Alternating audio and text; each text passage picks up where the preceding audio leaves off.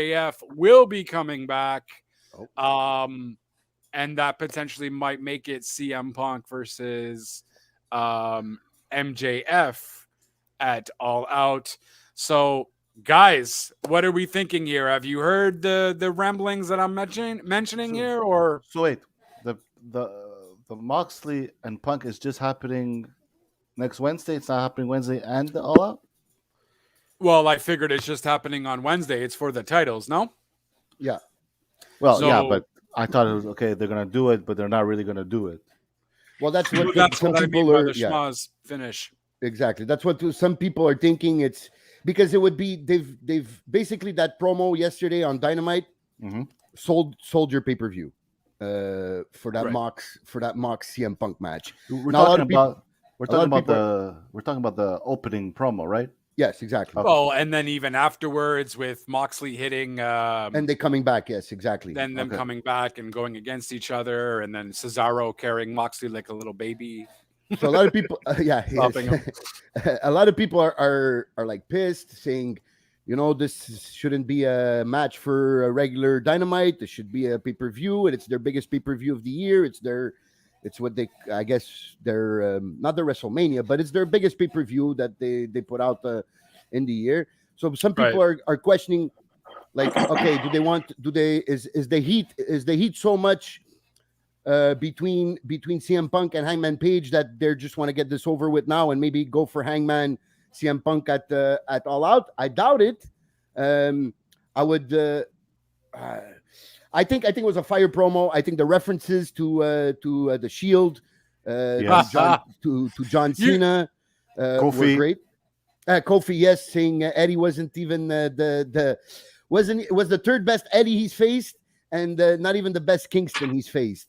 So Yeah, I love the numbers promo. And FYI, I had to ask around to the other Eddie he was referring to, of course, besides Guerrero, Eddie Vader, was right? Eddie Fatu, Oh, who was Umaga. Umaga. Oh, okay. I didn't see that one coming. Okay, that makes Yeah, sense. so yeah, that I yeah. totally didn't know. I even tweeted. I just tweeted the question and then I tagged CM Punk because I'm like, oh, who knows? Maybe CM Punk randomly might answer. Some random fan answered. I'm like, oh shit, okay. And then Meltzer ended up answering it too, anyways. Yeah, fire promo, absolute craziness. Mhm. This might also explain too why the Adam Hangman Page thing was so random. Why randomly bring that up? Yeah. It felt off, and there was mention that wasn't part of his script per se. That's why it did sound a bit weird. It's not cowboy shit; it's coward shit. Yada yada yada. Is there a and then- backstory to this beef between them?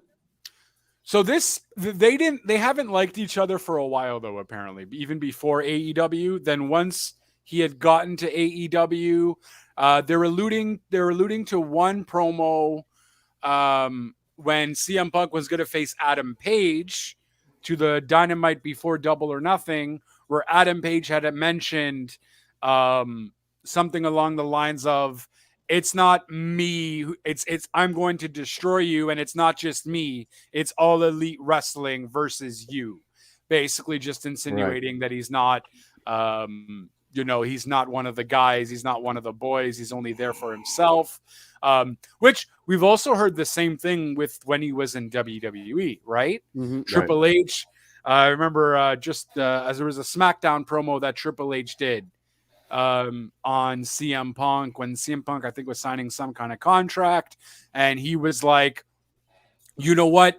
You call yourself you call yourself you just only want to be the top guy without going through everybody else, kind of thing, and you kind of weasel your way around people. Blah blah blah. The only difference between me and you is I will tell them to their face and I'll go right through them, whereas you try to be more of a mortar kind of thing. Mm-hmm. So Okay. pretty interesting, and I don't know if it's shoot or if it's work, but I still think it is a CM Punk problem, though. I think the guy is that egotistical and maniacal, and I do think he kind of only cares for himself. We saw what John Moxley said too on the on Dynamite as well. You're only we both know you only came to the business for yourself. Yeah. Kind of thing, which might very well, or no, he said something along the lines that he has no money left or something. Yeah, he only came back because he had no more You had money left. Yeah. That's But it. But we've all heard there's no what's the saying? Usually there's no the smoke with fire there. What's that saying there? There's usually fire where there's smoke or whatever that shit saying is. But there's a problem here that we've heard for the shit for saying years. though. Gonna repeat it twice because I was trying to get it right, but whatever. That's fine. And we've heard this before about these allegations of CM Punk being a pretentious fuck. So it's not a surprise that these things are coming up. And we also all know that it's also good for business because when storylines are based on reality or a little bit of reality, usually they become very good. So that's what we got yesterday. But now where do they go from here? That's what I want to know, Jeff. Well, that's what I was about to say. It's like Eric Bischoff's first book that he came out with was called "Controversy Creates Cash," and he's not wrong. No, he's not. He's not. I mean, is the wrestling media, or as Big Red calls them, the dirty sheets? Are they kind of buying into this too much? You know, is it? But that could be just a part of the plan. You know, so by having the dirt sheets and all these websites play into that, oh shit, there's backstage heat with CM Punk. We don't know that. You know. Okay, but and at the end of the day, it's not the first time we've heard him say this about him. Exactly. And that's what I'm saying. And it's like the numbers. Anytime his segments were on, especially on Raw, like the whole pipe bomb stuff, that always was very, very good. You know, now he has a little bit more freedom to express himself in a different way. So we'll see. Like you said, we'll see where it goes from here. But I have no problem with that. At the end of the day, he could be a prick or not. But if he sells tickets, does it really matter? I don't think Tony gives a shit if he's a prick or not. Well, Some assholes are good at their job. Yeah, but I mean, it does if the entire roster thinks you're a piece of shit and doesn't want to work with you either. Then there's a certain morale there. Yeah, but right? I get but I get that. But I mean, it's been said even throughout the years too that you could hate someone and this and that if you're able to go out there and do business and make money. Exactly. That's what it's about. It's a business. As long as you don't start refusing, I don't want to work with this guy. I don't want to work with this guy. I don't want to work with this guy. Even if you hate each other, but you could go out and do business, like Jeff said. Then it's okay. And I don't think CM Punk is that kind of guy either. I think he's smart enough to know that he can make money with this guy regardless. Well, of what he is that kind of guy, though. Based off of what we know, I guess. But the whole Colt Cabana situation, right? Colt Cabana, Colt British. Cabana. Okay. The whole situation with him is now he's in ROH and he's no longer part of the AEW roster. He's technically just pure working for ROH now. And there was rumors with that CM Punk had a lot of pull in that happening because he was very upset that he was, again, this is all rumor and what the hell do we know? But we do know their history, and that is likely to make a little bit of sense considering how, fanboyed Tony Khan is for CM Punk. Right. So it's a huge possibility that Tony was like, oh yeah, okay, CM Punk, sure. And I get why he would, because hey, whose side am I gonna take? The guy who's gonna make me and sell me a lot of merchandise, or the guy who's in the Dark Order and trains my wrestlers? But it doesn't mean, even though he's in ROH, doesn't mean he'll have no involvement in any way, shape, or form with AEW. And even if that's the case, if he's in ROH, it's not like he was doing God knows what. They have already trainers. You have Dustin. You have QT. Mm-hmm. You know what I mean? And I was reading on the AEW's podcast where they're restructuring backstage. Like Tony Schiavone's doing more stuff. He's more like a part of talent relations and stuff like that. So it's you're shuffling around the deck. Why pay a guy? I don't know what Colt Cabana was paying, but I mean, like, being paid. But I mean, if he could be of service backstage to ROH and kind of free up those people who Or from AEW doing that with ROH, I don't see a problem with that.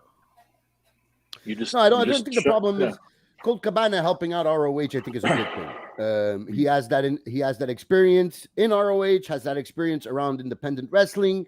Right. He can be an asset for ROH. The thing is with the Dark Order. Okay, he wasn't doing anything big, and it wasn't Right. anything of importance in the Dark Order. But he was around. He was around at the tapings. He was there at Dynamite. He was always around Dark Order. Every time you would see a skit of Dark Order, either on Dynamite, Rampage, or even on Being the Elite, usually Colt would be part of that skit because Colt can be a funny guy also. Has a little bit of a niche fan base. So there must have been like something like maybe they didn't want to cross no more. It was awkward backstage. It was causing kind of cliques backstage where, okay, I'm on Colt's side. So I can see how Tony Khan wants to avoid that, but it still doesn't change the fact that, this could have been a money drop for them. Imagine the rivalry that could have been if CM Punk is the man that we claim him to be. Like, okay, maybe he is a pretentious fuck, but he can handle business the right way. Then I think a program with Colt Cabana could have been a big money draw for them because people would be interested in knowing and seeing this rivalry and these promos back and forth with the indirect mentions back and forth. It would have been great. And obviously CM Punk does not want this to happen. He probably thinks, and this is pure speculation on my part, but he probably thinks he's at one level and Colt is at another. And that's But why. he is. Well, yes, in every aspect. I think in wrestling, in merchandise, in promos, he is on another level. But I think it could have been a money draw. Now we could sit here and speculate and say, CM Punk doesn't want Colt Cabana around. We don't know, but what we do know is that he no longer is at Dynamite tapings and now is relegated to ROH, I guess, or the independent arm of AEW. Right. I don't know if I'm ready to call it the developmental of ROH. Just say ROH. Yeah. It's like AEW's indie fan. But, it's not like, developmental, but it kind of is. But your point about the money draw between both, I think that only makes sense mainly to like indie fans who know them. I don't think Colt Cabana is as big of a household name for it to really mean much. That's true. A lot of casual fans won't know. Yes. Yeah, exactly. Whereas CM Punk and Moxley, is gonna sell. Or even Hangman's brought himself up to that level to a certain extent too. That could sell. Yeah. So I mean, I don't see big business. If it's just to please a few people, what's the point of doing it? With that being said, yes. Now, who's gonna win between Mox and Punk? I would think Punk, because I think Moxley just won the interim title, just like kind of had like that stopgap before CM Punk came back from his injury. Yeah, but if there's heavy shit happening in the back with a lot of heat, should Punk have the title? Should he still be the face? Because then, if John Moxley wins, then what's the point of him being in a quote unquote tag team or the whole Blackpool Combat Club, or you're just gonna have a bunch of individuals? There's no team really. I don't know. It really does depend on what's true and what's not true, right? On how serious this actually is and how just it's very serious. Work it is. It's very well. We really don't know though. It's the beginning of a new storyline. It's the beginning of a new era of storylines. Yeah. What I want to know is why do this great match on a Dynamite? That's what I want to know. Yes. And I would like to have an answer for that next week on Dynamite. So and there's the speculation of that's when MJF might come and show up and mess something up. And then that's why they're going to have it again at All Out, because MJF showed up or whatever have you. Or it might end up being a triple threat so that MJF can get the loss. Mm-hmm. Yeah. Or MJF would get, I don't know. I think MJF would get the win. Ooh. Yeah, if he's in the match. If he's in the match, yeah, I think so too. But some people are saying, I don't know if I agree with this, but I would like to know you guys' opinion on this. Some people are saying this is a desperation move by Tony Khan to pop the ratings. You guys agree with that, or? Well, I don't have a I mean, there's nothing wrong with that. No, He's in the. your goal he's is to have promoter after all. more viewers. Exactly. Yeah. Because now the perception around the wrestling world is that, oh shit, Triple H is in charge of creative. Oh, what is that going to mean for WWE's ratings? Where they were kind of low, and now AEW's kind of stayed pretty much Stable. flat. If for it a was while. really, So, if it was really for the ratings, why don't you just do that on Rampage? Because Rampage ratings are flat as hell. the Rampage isn't their big show, though. It's Dynamite. Yeah, but Punk debuted at Rampage. And that was the only show that broke. Well, the yeah, million, but that right? was the only show he was there, right? Yeah. So, But- Yeah. Also, yes. I think because there's, I think Dynamite, you have a more of a higher potential of crossing that million if you have that No, main it's for event sure. of Mox CM Punk than if sure. it was on Rampage. I think Rampage has gone so far down, not down in quality, but in people's priorities. Oh, That haven't I don't watched even it. think it would break the 800, 850,000 mark. well, Even with I don't CM think. Punk. I think even around that, they're probably happy with that number. First of all, they're on only for an hour, and they're Yeah. going to try to get as much they can before the NBA season hits because they know that's going to fuck them over. True. So I mean, if you're going to be preempted every goddamn Friday because of an NBA game, well, you And try don't to forget build there's hockey on your TNT audience. too. No. Yeah. So- Now the NHL has the TNT has the NHL license. So you have two I think spots it's- that might preempt a Rampage episode. Yeah. Yeah, I think it's interesting to see. Like I mentioned earlier about the changes backstage. I think Tony's maybe starting to realize he can't do everything by himself. So Yeah. maybe storyline wise, there's stuff changing. Maybe he's taking other people's input a little bit more as far as the booking is concerned. So, I mean, yesterday's show was good. I have no complaints about it. I think it was really good. As Yeah. usually, Brian Dynamite thought. Garcia Oh. had 2 out of 3 falls was epic. I Yeah. really did enjoy that. Yeah. Even the obviously Kenny Omega coming back. Although I don't think he's full-fledged ready. No. No, I don't think so. Um, what was that bodysuit kind of thing? Maybe that was kind of protecting certain parts that are still His- sore, whatever have you. His ribs but- are not complete 100%. Maybe. And by the way, Dynamite did 957,000 yesterday. Not too shabby. So almost hitting 1 million. That's not bad. And Rampage last week did 528. 528,000. So Rampage is kind of, you're right, staying kind of the same, but I think that's the highest Dynamite has done at least in the last 2 weeks.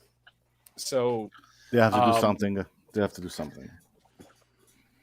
and it's messed up too, right? Because we're talking about CM Punk necessarily being a bad morale piece, but every time CM Punk is on, the ratings go up. But that's what I said before. Even if he's a prick, if the money's coming in,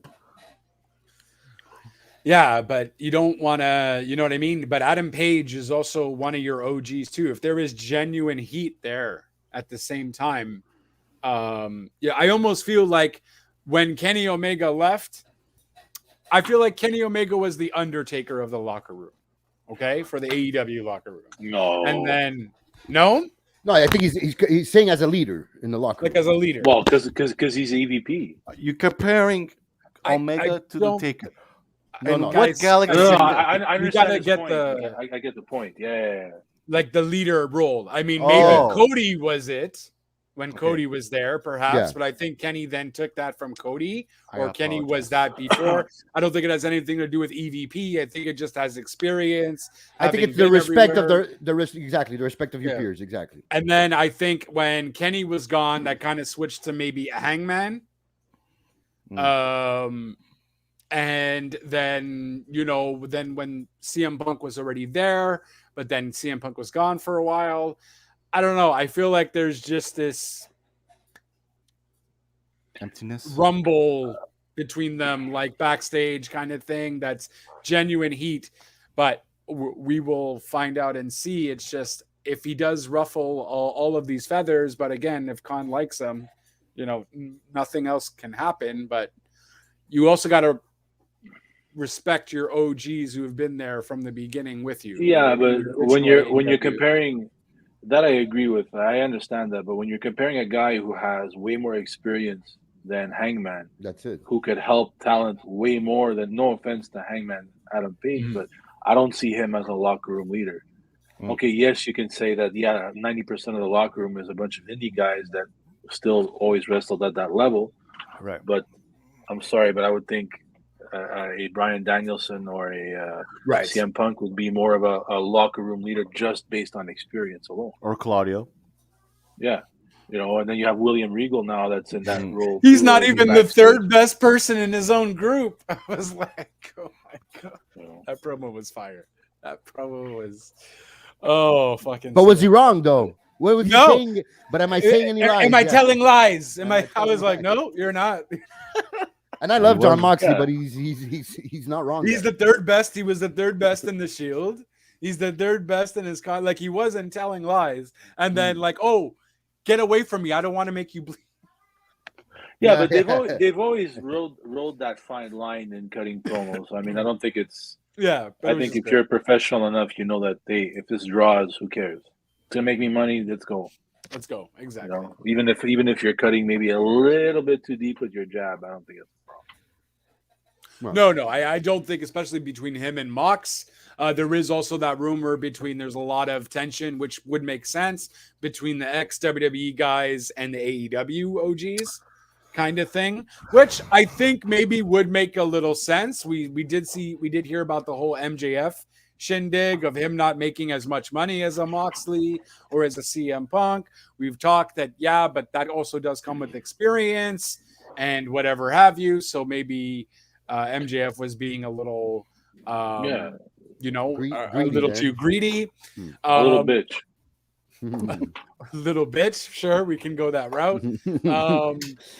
But I mean, I would get why there would be certain tension too, right? With that, if you've been in this company since the get-go, you started the company, then these other guys come in and just kind of take over, and you feel kind of left behind in the shuffle. Almost. But these indie guys, and I'll call them indie guys because that's what not anymore, but they're still in that mindset. These indie guys have to understand, unless you were a hardcore wrestling fan, no one fucking knew who you were. Mm-hmm. Now you're being put on national TV. CM Punk comes along, who had that name recognition. All of a sudden, people are gonna go, "Oh shit, what the hell is CM Punk doing?" They're gonna watch your program. You get over because of him. So you shouldn't be mad at him. You should be thanking him. I think also AEW is a victim of its own success here in a little bit. Because they got to a certain level pretty fast. Okay, yes, it's true that they have stabilized at that level since then, but they got to that level pretty fast. And what these indie guys were sold when they came, or when they got contracts, or when they got hired, was we're going to be the alternative to WWE. Remember them using a lot. We're not going to be about the politics. Yes, we're the anti WWE. Right. And then, so you sold these guys. Okay, we're gonna have TV time. We're gonna have longer matches that we can be able to prove ourselves. And then all of a sudden, once you start reaching those higher levels of ratings, those higher levels of pay-per-view buys, then you gotta try to get bigger. So now you start bringing in the guys that the casual fans know, right? Exactly. And the guys that can draw you even more numbers and even more money. And then that's when the resentment comes in for those other guys that now that were sold on this alternative, and then now are getting basically no TV time, no minutes in the ring, no pay-per-views, and now that creates a resentment. That's a human feeling that it's built inside us.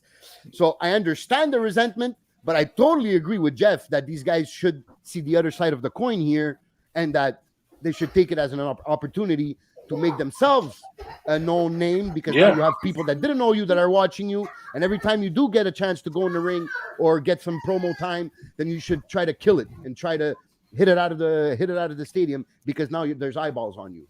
So it's a bit, it's a complex situation in that locker room, and it must not be easy to run all this resentment, egos, and personal vendettas in the locker room. Yeah, because a lot of them too haven't been put in this situation, so it's a learning process for a lot of them. Right. You can say New Japan, but New Japan is not. you're an American in Japan. Yeah, as big as Kenny Omega was in Japan, guess what? The Japanese don't give a shit.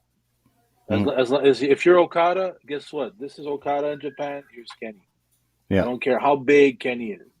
That's Right. what it is there. So for all these guys now on American television or North America, I guess, because they're seen all over, it's new to them. So they're not accustomed to the way this works. So it's still an alternative to WWE. It still is. The work rate is different. How's it going? Yeah, I mean, obviously the work is different. You have different wrestlers. There's different styles. There's different matches you're gonna have. So, and plus, it's a company that's barely been on for 3 years. So, I think you have to be a little bit patient. Yeah, definitely agree with that. And it's the thing with AEW is in a Dynamite, in a 2-hour show, they put so much into so many different angles, storylines into this 2-hour show that sometimes it's a lot to take in, Right. Like, could somebody explain to me the end of the main event yesterday, why it needed to be done at the end of the main event yesterday? Why the turn on what's his name, Dragon Lee? Dragon Lee, yeah. Because Why the turn on Dragon Lee there at that time and in the last 30 seconds of the show?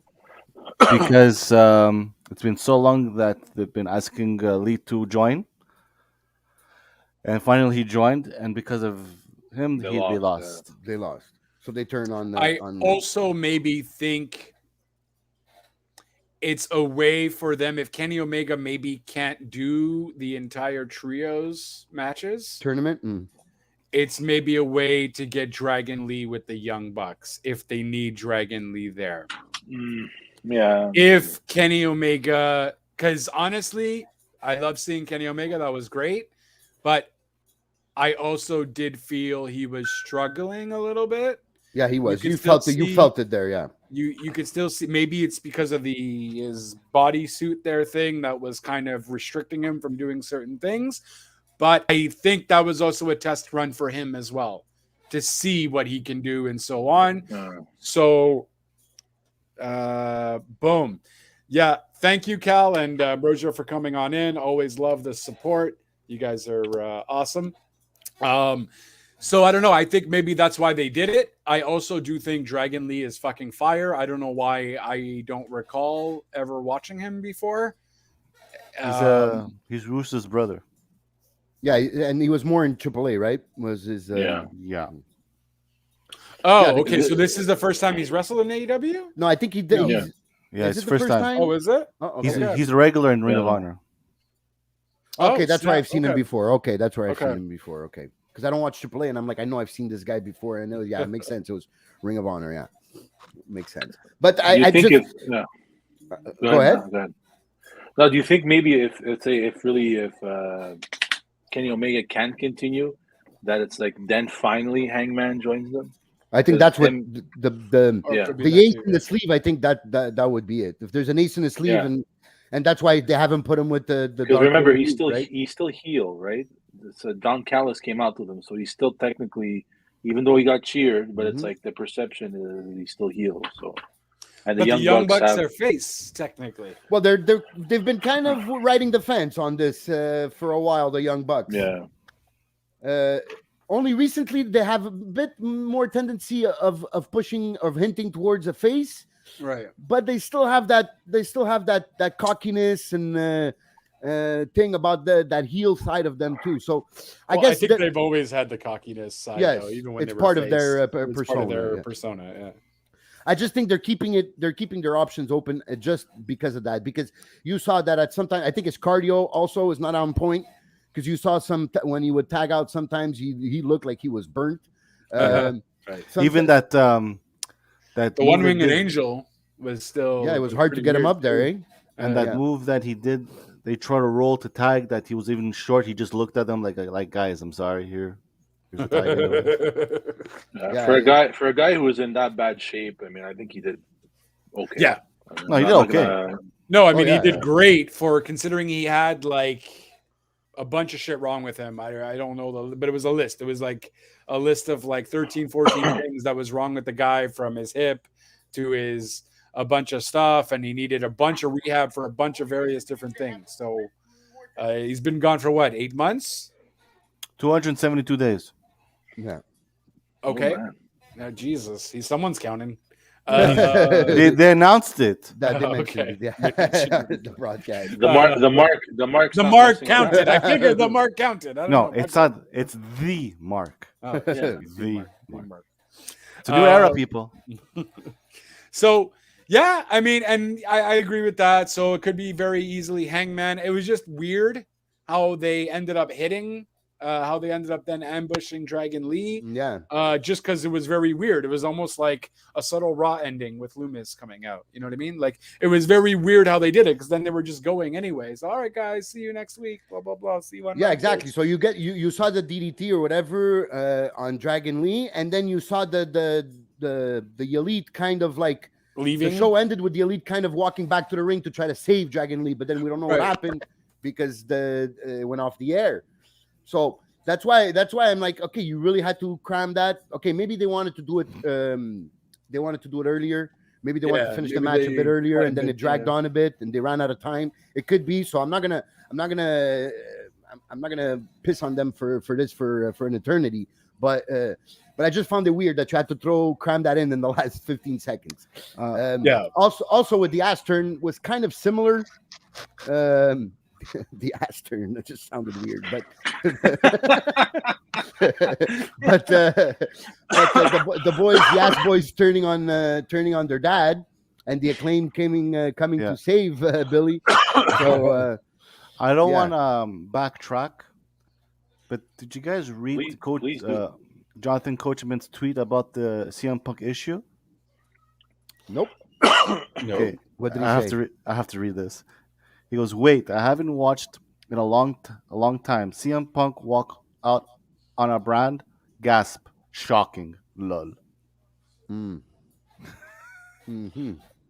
What? You have to repeat that. He said, "Wait, I haven't watched in a long time. CM Punk walked out on a brand. Question mark.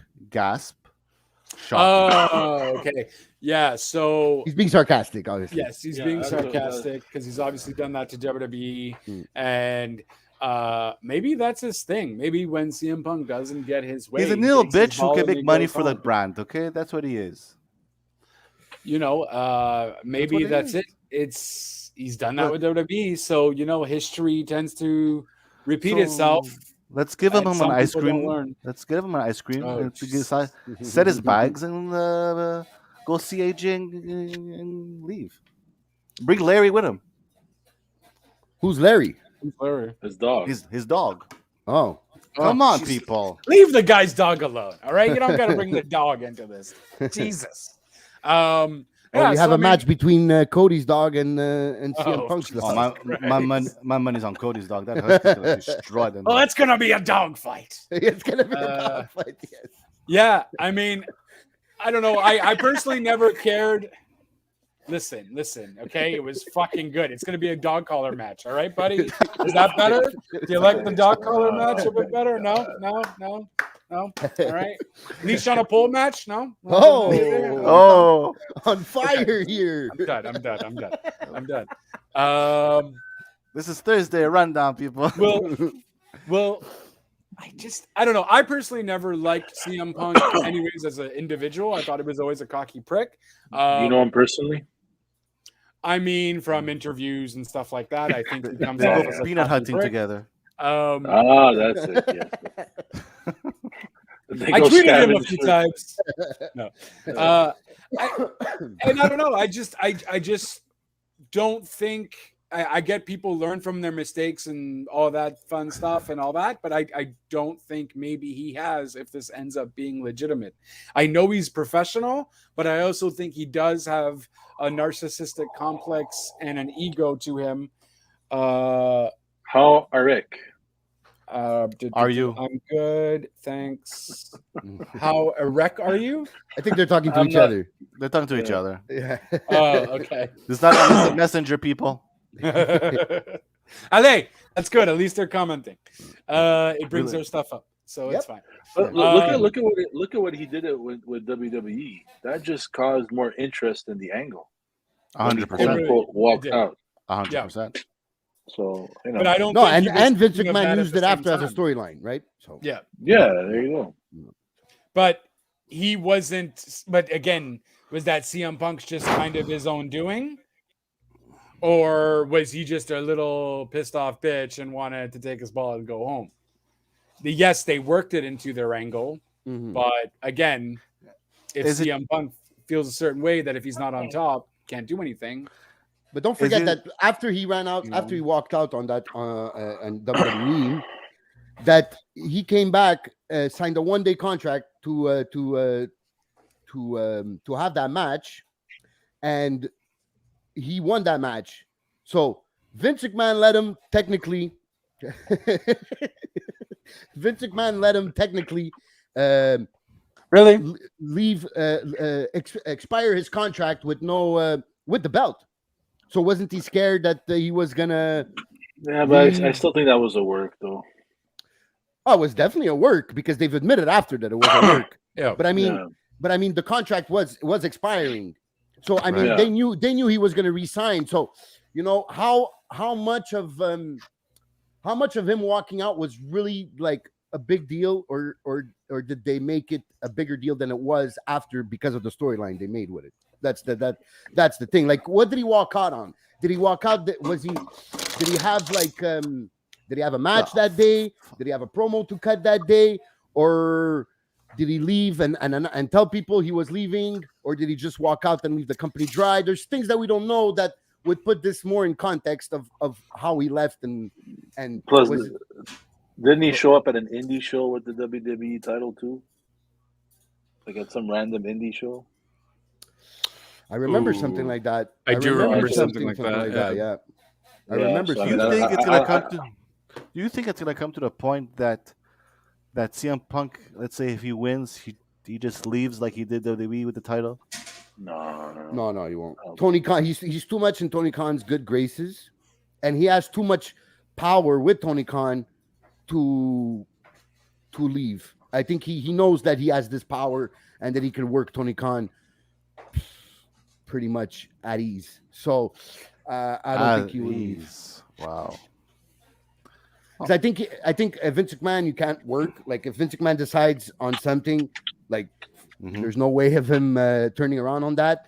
But Tony Right. Khan is so infatuated with CM Punk that I think CM Punk can sell him a beachfront Peanuts? property in my Beachway, he's a billionaire, so yeah. But could sell him a bridge, and Tony Khan's gonna buy it. So I don't think CM Punk would do that, and he's got too much of a good gig there. Gets paid good money, does whatever he wants. His champion. He's probably the favorite guy of Tony Khan. I would like to know what's the relationship between the Elite and the CM Punk, though. Like that's something that can As play. in like Kenny Omega, Young Bucks, sort of those ordeal? three. Yeah, those three. Yeah. Well, it kind of goes back to what I think, in my opinion, goes back to what I said earlier about being indie guys, is that they never really were on that pedestal. Now, all of a sudden, people are turning their heads and saying, oh, shit, CM Punk is over here. Who's this guy? Who's this Kenny Omega? Who are these Young Bucks? You know, like the casual fan, right? Like you Mhm. mentioned earlier. Yeah. Right. Not the guy that thing, reads the PWI 500 and gets all the if magazines. they're Right. if they're smart enough, they can just it's business. So ride the wave as long as you can, and then you see where it goes. You know, from there. But Yeah. I mean, at the end of the day, even though they're still technically quote unquote EVPs on paper, I don't think they have as much stroke as they did. I think, as you guys mentioned it in the past too. So, does it really matter what they think about CM Punk? Well, they are the elite. It's Well, in I the- mean, the for- company's for- name. yeah. There you go. Yeah, but I mean, it matters to the sense because maybe a lot of people also look up to the Elite. They were the EVPs at one point. Maybe them together have a strong relationship with a lot of people from the back, right? There's still going to always be that politics. So AEW saying that's not going to fall into place here, and we're not There's going to do that is just not Yeah. legit, right? It's just a it's a wrestling job. business. It's a workplace. The minute you have more than one person working for you or multiple people working for a boss, guess what? There's going to be politics into play because people are fucking people and people will think a certain way at some point on what they deserve and what they need and so on and so forth. And people are going to have egos. That's just any workplace that you're in. There's always office politics. Human nature. And now we just kind of see it a little bit more because guess what? You have a guy who had a shit ton of politics who technically wrote against the politics, though, right? CM Punk was the guy who Wow. wanted to go against the bosses and be that guy to say F you to them and blah, blah, blah, blah, and do his own thing. Right. And now we It's funny kind of how see him on the other. It's funny how CM Punk went from in WWE being the guy anti higher ups, and now Yeah. he's the John Cena of AEW. Yeah. Well, I think maybe I think he knows what his worth is. So it's That's you're it. not I gonna- mean- you're not gonna step on him anymore. That's a valid point too. Yeah. But how much of knowing your worth, that's great, that confidence, but how much is that of confidence and how much of that is ego? It's Right? a lot of ego. Yeah, but it's So- it's the wrestling business though. Everyone has an ego. Oh yeah, that's That's for fair. sure. That's a fair point, That's too. for sure. That's That's a for fair sure. I point. just find it funny that you complained about Triple H playing politics during your run. The whole thing about him not main eventing WrestleMania when he was a Right. champion, because Triple H was playing politics, and now you're playing politics with Tony Khan. Yeah, but I think there's a difference there too. I mean, you could also play into the fact that Triple H was married to the boss's daughter. So I mean that So was he promo easy kind of target? makes sense. Yeah, of course. Yeah, okay. Absolutely. Oh. Yeah. That's I don't fair. think- I mean, That's and fair that's- that he's an easy target because being the boss's daughter's husband. I just find it a bit hypocritical, but it's not the end of the world. Yeah. I understand. Right. Hey, I want to make one thing clear. Okay, this is a business. This is your job. This is your life. This is your money. This is shit. So at the end of the day, you do whatever you think is right for you and your family. So at the end of the day, we're just talking about how we think this involves in the backstage area. But at the end of the day, the guy, if he's doing something to advance his life and he thinks it's going to be better for him, who am I to say you shouldn't do that?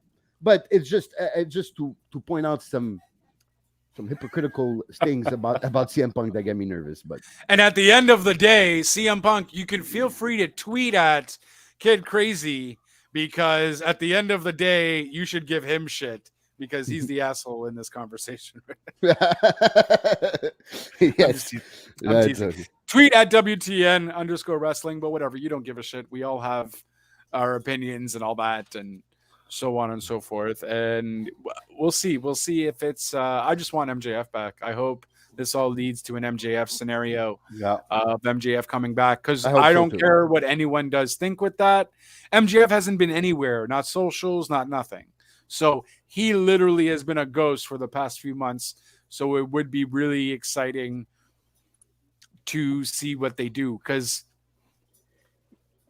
at the end of the day, he still has a contract, Mhm. right? He still has a contract, I think, until 2024. So MJF can't be, if this is all legit, MJF just can't be all like, well, no, screw you. I don't want to do anything.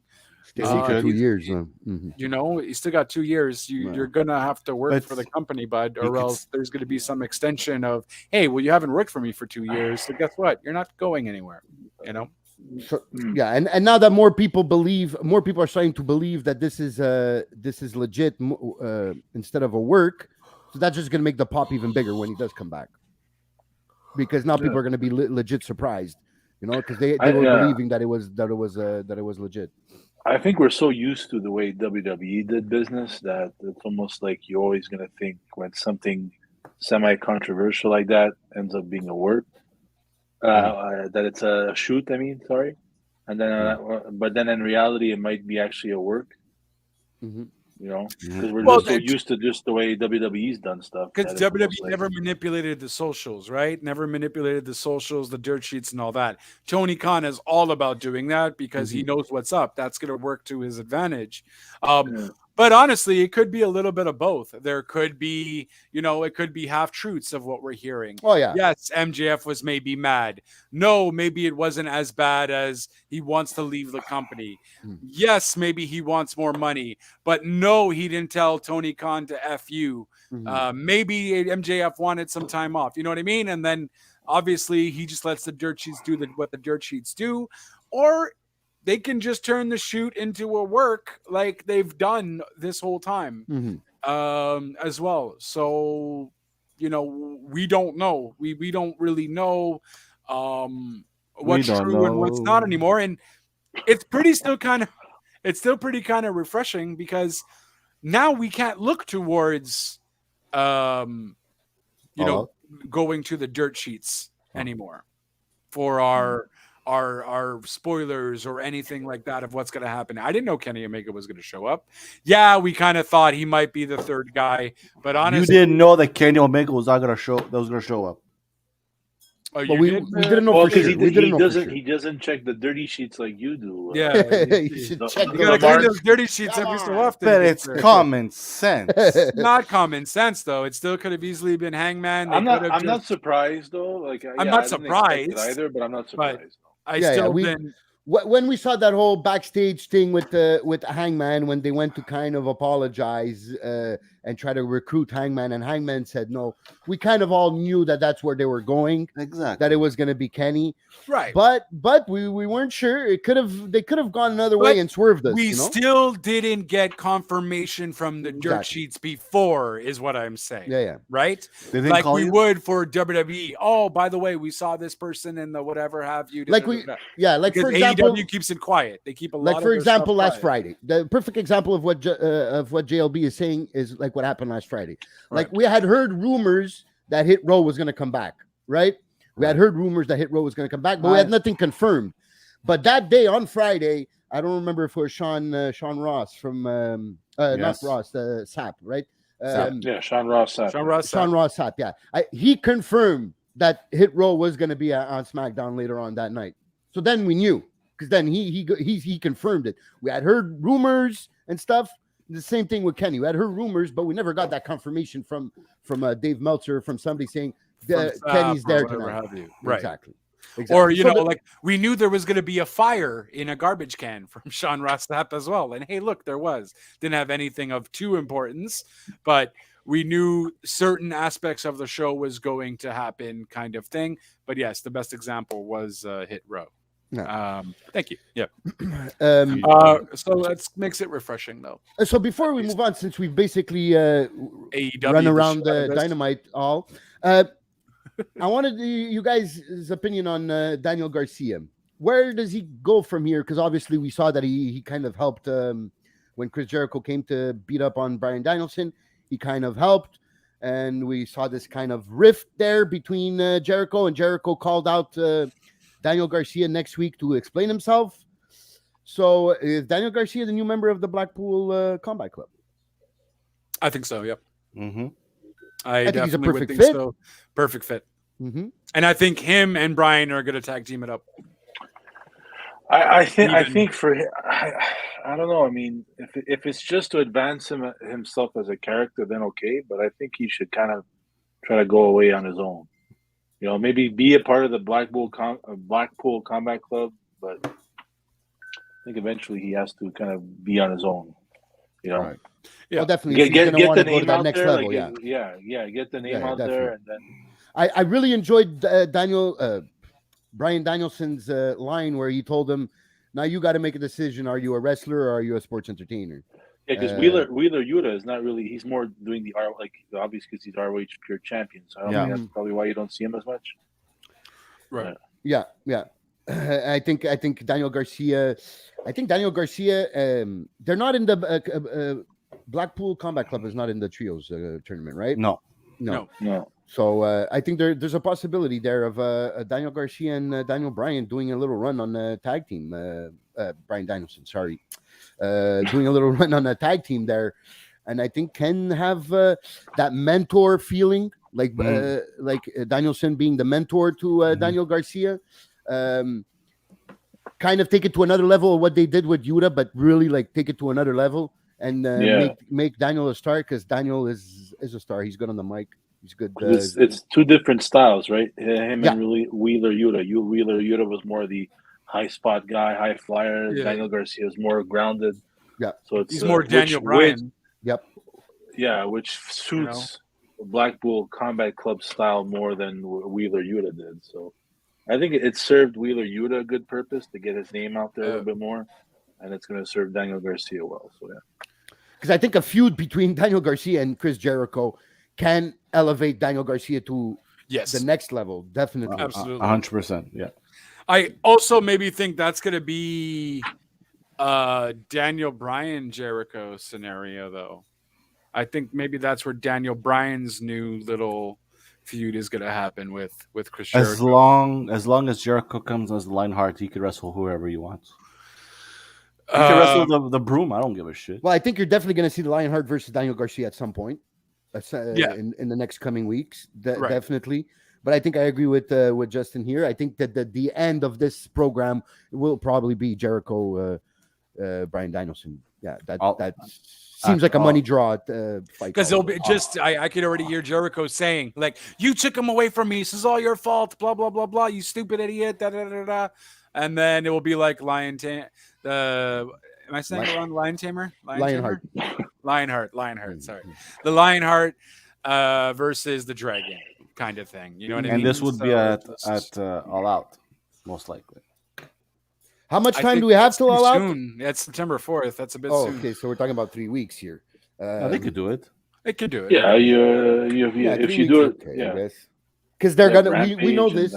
We know this from the past two pay-per-views that we're expecting 12 matches in this pay-per-view. And especially if the Moxley and CM Punk match is not gonna happen at All Out, they have to give us something.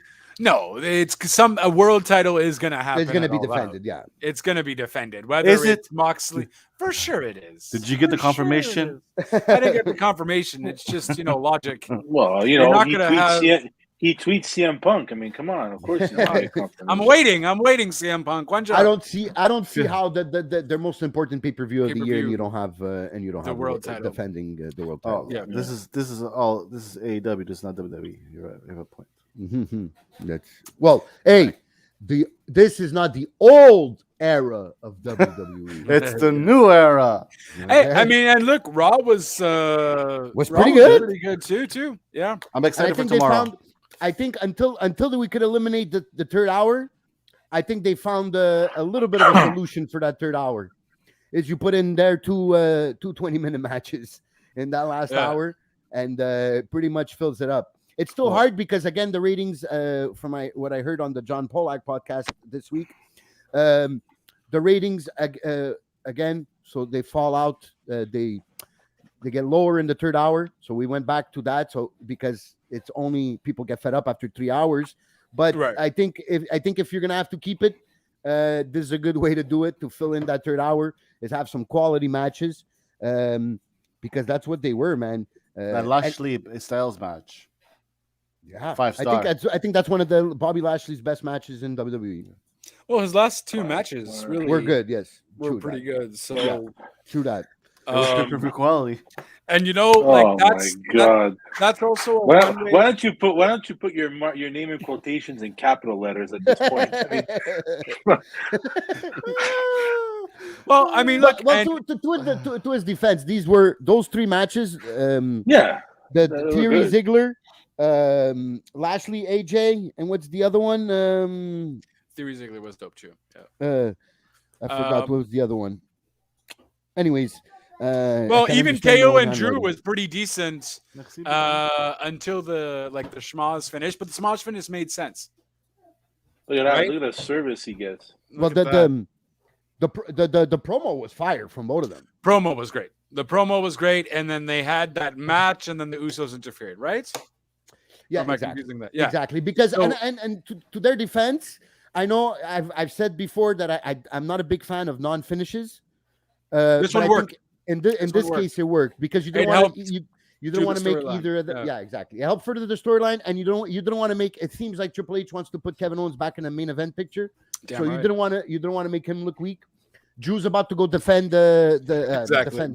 fight for the title at Clash at the Castle. So you Right. don't want him to look weak. I just think maybe the second comeback, right? I'm okay with the stunner after the match, after the no contest. Right. I'm okay with the stunner. I didn't think you needed to make Drew look good by him getting the Claymore on the Usos, but it's not the end of the world. I think it would have been just perfect if you finished that with the stunner, for KO stunner. But the promo was fire. I think I like to hear this Drew McIntyre with emotion. Give him a bit When more he's freedom. angry, yeah, Don't exactly. you, don't you feel that they have more freedom now on the promos? Well, yeah, I think it's been confirmed by some WWE officials to the dirty sheets that that they have guides now. They don't have the whole promo scripted, so They have they want you to touch on certain points, but in between those points, you could basically say what you want. So you saw that fire, that emotion from Drew. You also saw it from Kevin Owens. And I'm really happy Kevin Owens is back in being in the main event picture. He's main event tomorrow.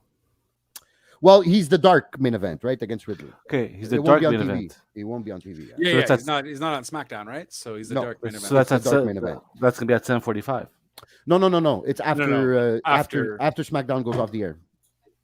So at 10 o'clock. Like, it's not a main event, Saturday night's main event thing. It's right. After the main event. It's a dark match. Tomorrow it's not finishing at 10. No. I think if I'm not wrong, for sure, I know for a fact that at 10 o'clock, it's the dark main event. But if I'm not wrong, I think they film NXT Level Up after the dark match. So like at 10:20, I guess, 10:25 type of thing. It's going to be a long night. Then they tape, I think they tape Level Up like they used to tape 205. Now, I don't know if I have never watched Level Up, so I don't know what. I watched it like once. If it's in the NXT arena or if it's it's in the NXT arena. It's the NXT arena. So I don't think it's on SmackDown. So I don't think. Okay. So I think they do that after they do their NXT show or before they do their. Talking NXT about NXT, Mr. Kid Crazy. Mm-hmm. Yes, I love this week. What do you think about what's happening with NXT UK? Your thoughts? I think it was inevitable because UK, we started seeing Dandonoff, all these guys coming from being in NXT UK, from Australia, from other parts of the world. So I'm actually surprised they're naming it NXT Europe. Maybe I would have named it more like a global NXT type of thing or international more.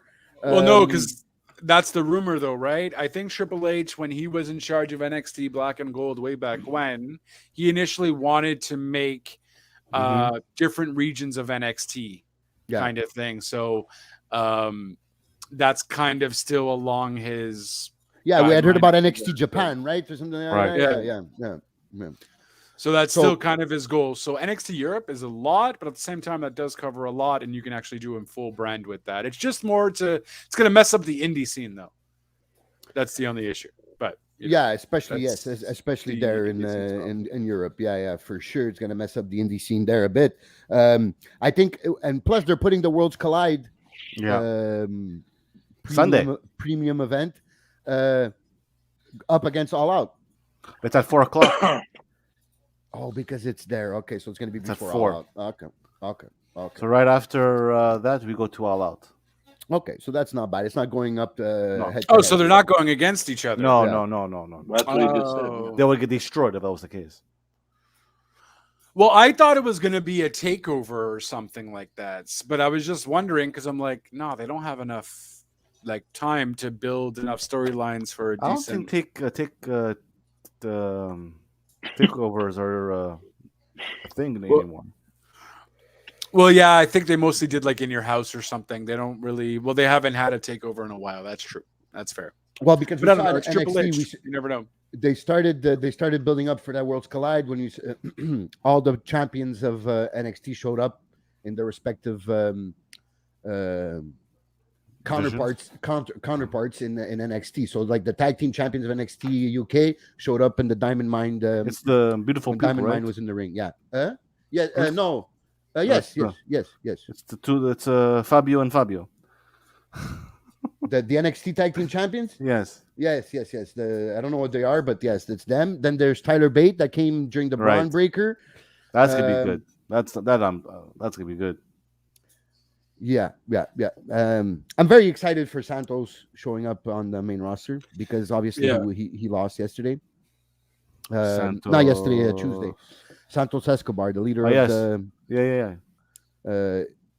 Legado El del de Fantasma there. Yeah, Who- exactly. Wait. You lost me. He's in the main Okay, roster. so yesterday, no. Well, so he's yes- going. He's going so up to the because main roster. Tuesday was he had a match with my boy Tony D. Yeah. You're a boy. and, If he loses, he's out of the family or he's out of something NXT. along those Loser, lines. loser leaves NXT. It was the match. Right. So yeah. and Santos lost. So obviously he's going to the main roster, and he's a big talent. I'm just intrigued to know, will he be bringing the whole faction up to the main roster, or will he kind of be joining like Los Lotarios type of thing? I don't Well, know. I don't know. It's Trips this time around, so I don't Yeah. know if Trips has the same Vince mentality of, oh, they're Spanish. Let's put them all together in a group. Like I don't know. Maybe Trips is better off, keeping them alone. Maybe he wants to treat him like an Andrade, where he's just kind of alone, does his own thing. I don't know, but he's certainly skilled enough to lead a group faction if he wants. But please don't make it an all Spanish faction or See the Latino it's World rubbed Order. off on you wrong. Oh Jesus, here we go. The LWO. Oh. Yeah, the only thing that was probably shit was the whole Judgment Day Rey Mysterio thing. I don't know. I just That don't opened the give a show, shit. right? That opened the Yeah. show. Yeah. I think that I think they should be moving towards Rhea being the leader of this faction, because maybe that might give them a new life, because they're kind of, I don't know, Stale. they're kind of stale. Yeah, they kind of are stale a bit there, and we see that maybe the big star there is Rhea. In the last 2 weeks, It really was. yeah, and she came out again in the middle, stand up in the middle. I in the don't ring. think that changes anything, though. I just think, But I think- no one cares for the group.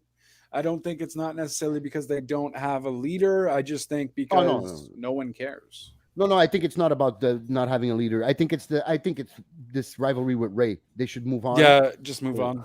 Yeah. Like turn Get- Dominic heel already exactly. if you're gonna do it. Like Turn I don't Dominic care. heel. Make this the program with Ray and Dominic, because I think Yeah. they could draw money, these two in a few matches. Yeah, If Dominic can be up to par. We don't know how Dominic is. I don't think so. No, I don't think. Yeah. Well, that but, still remains it'd be to fun be to seen. watch. Yeah. Yeah. But I think they need to move on from this rating, because people are not caring no more. So maybe I think they need to do a big splash, Judgment Day, meaning you need to attack one of the top faces of the company. If you're gonna if you're gonna do something, try to see if they're To get that level of importance with it. Yeah. So that would be to do what they need to do. Guys, I think we're soon gonna see the return of Elias, no, and the death of Zeke. Oh my god. I'm surprised I wasn't as upset when I saw all of the Elias family there. I don't know. I was just like, all right. But yeah, I think that's essentially what's happening. Zeke is not going to make it out of the hospital. Something bad's going to happen. Elias is going to get mad, and he's going to come back. And but then, do you still continue the same shit with KO? KO has a whole thing now with going against the world champion. So I don't know how Elias. I think KO has moved on. I think we're just going to get Elias back. So he's going to come back without avenging his brother. The more I think about it, the more you would have to have a closure to that. Right. I was like, hey guys, who wants to walk with Elias? I clearly don't give a shit about what KO did to my brother. How screwed up is this? How has this character been that they've had to do to get to this point where you create a whole Yeah, I think geez. I think Vince McMahon fucked up, and now they're trying to fix it by not killing it, meaning by not killing Elias.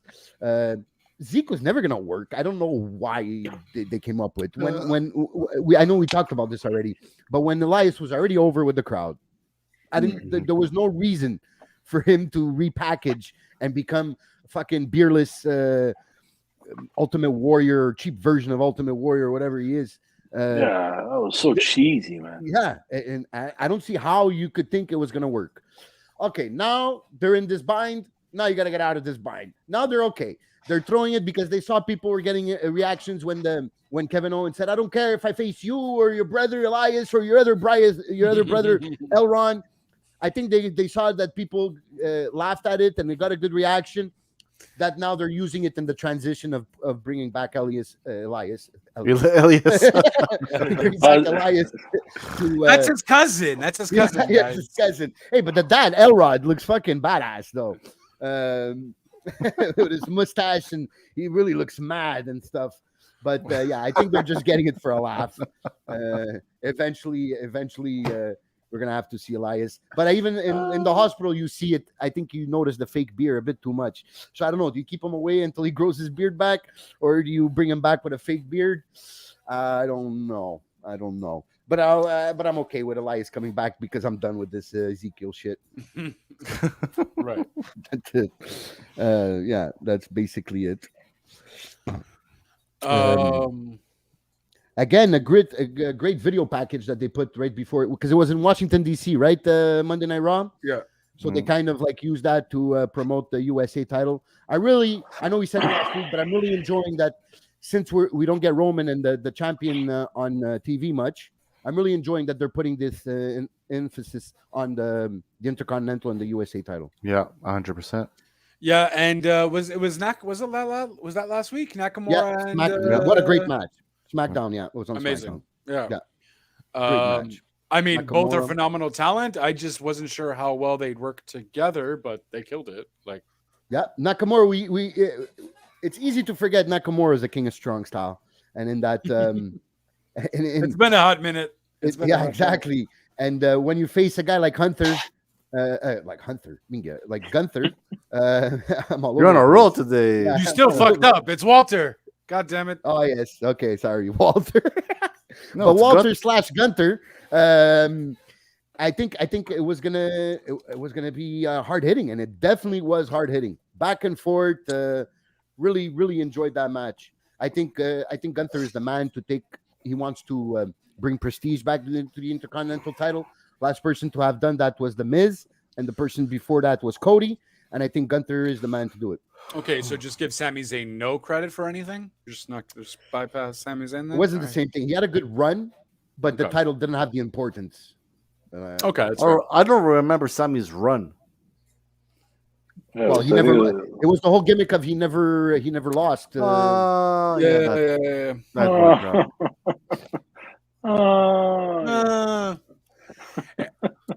You better be nice. You're gonna see him tomorrow. One job, la. Yeah, I want to do a big pancarte say WTN, because I'm gonna be on the hard cam side. So every time the light turns red, I'm gonna be on TV.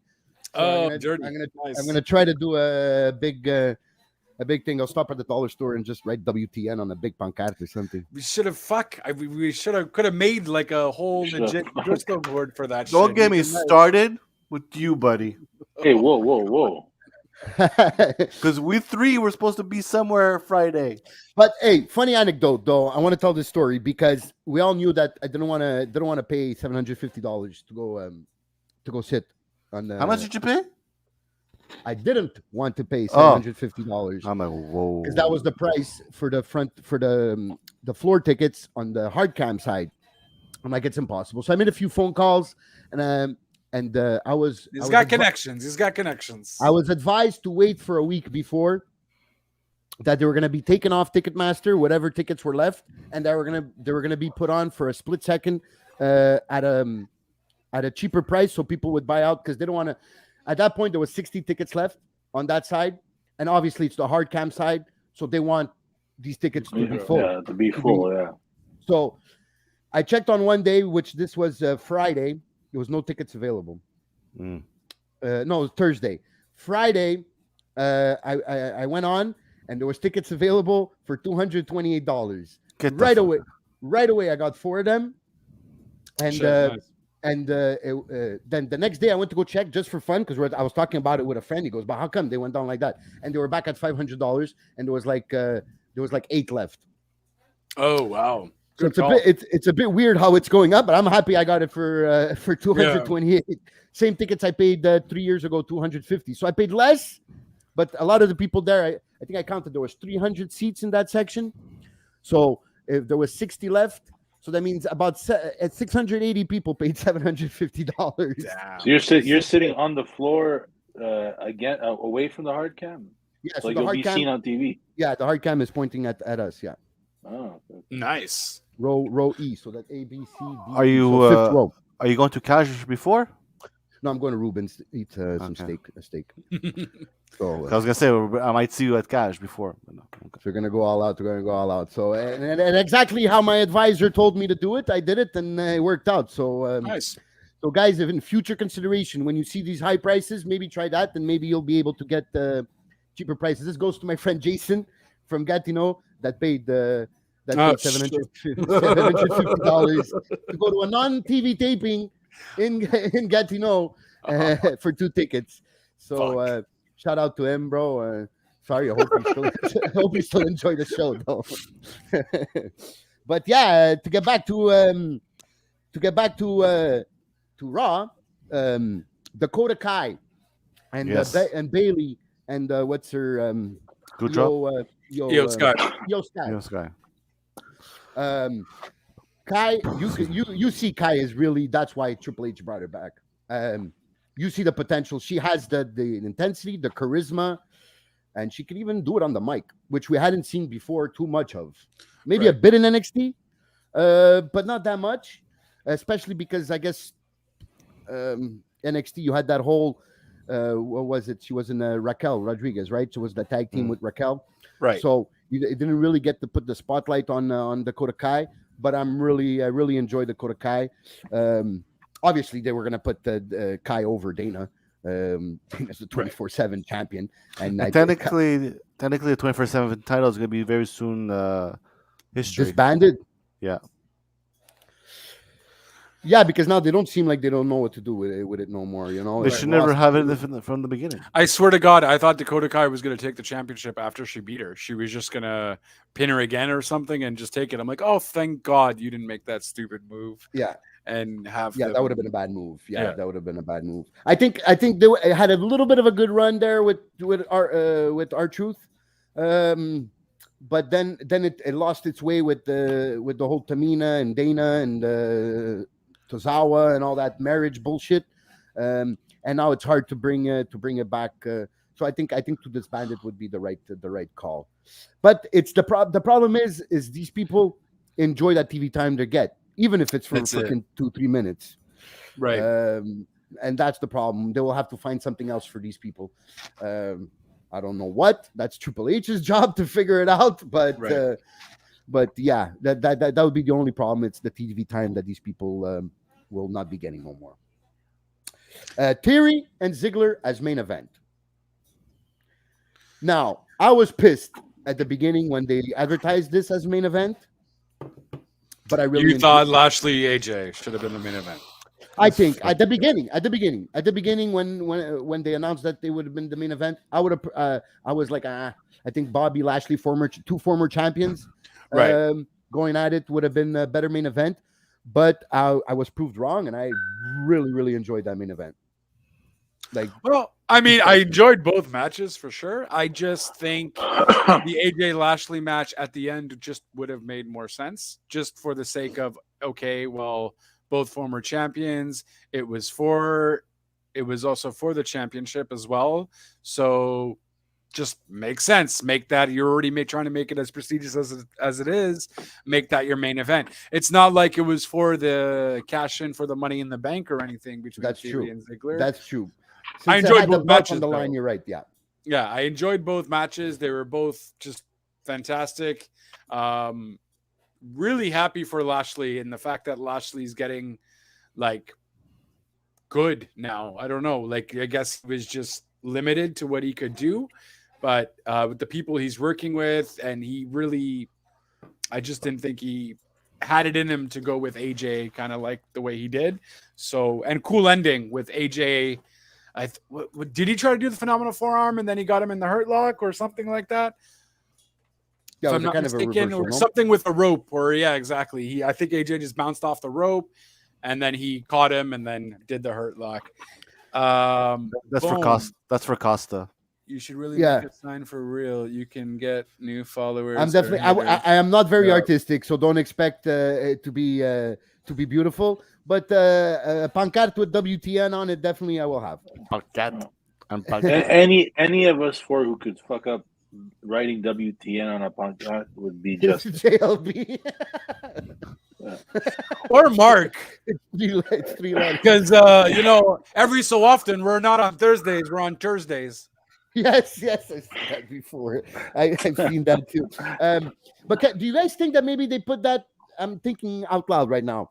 But that Bobby versus AJ being at 9:30, being the main event before the 10 o'clock arrives, which that is the moment where there's the most eyes on Raw. That's why it was at that time. Makes sense.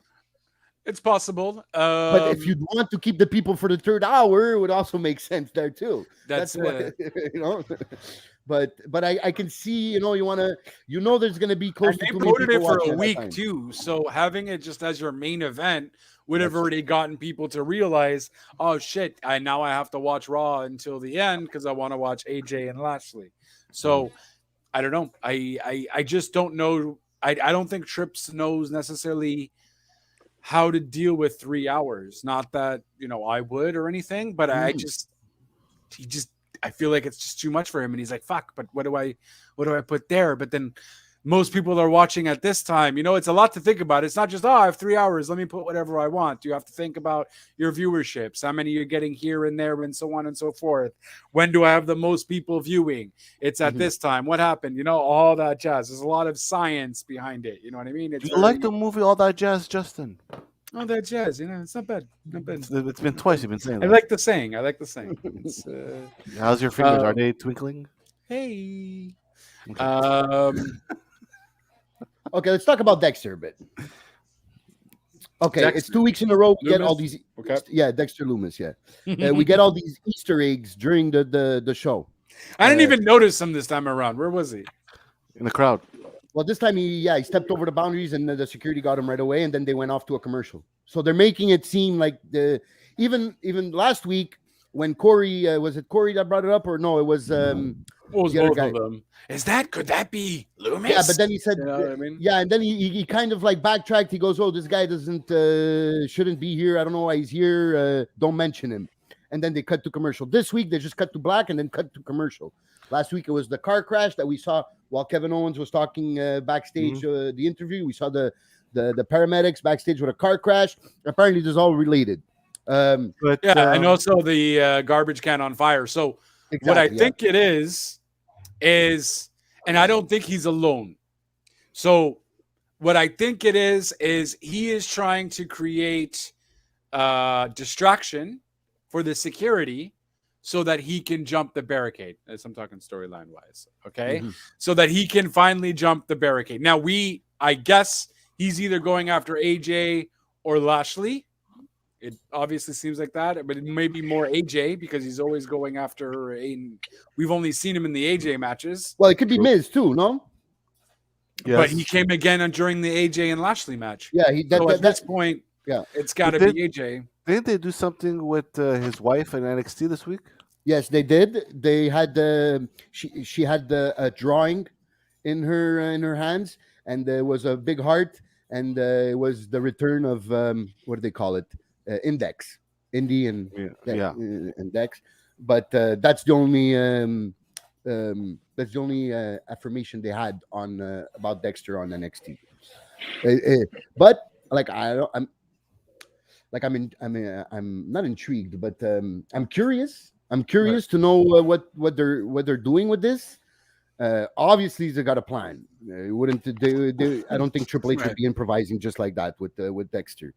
And I do like that they're bringing back the stalker Dexter, because that's when he was at his peak. And I'm not sure if it's AJ, because is he a heel? Is he a face? He's both. I think he's Moxley though. He's kind of like in the middle, right? He's heel or face. People like him, but he's also very cryptic and weird.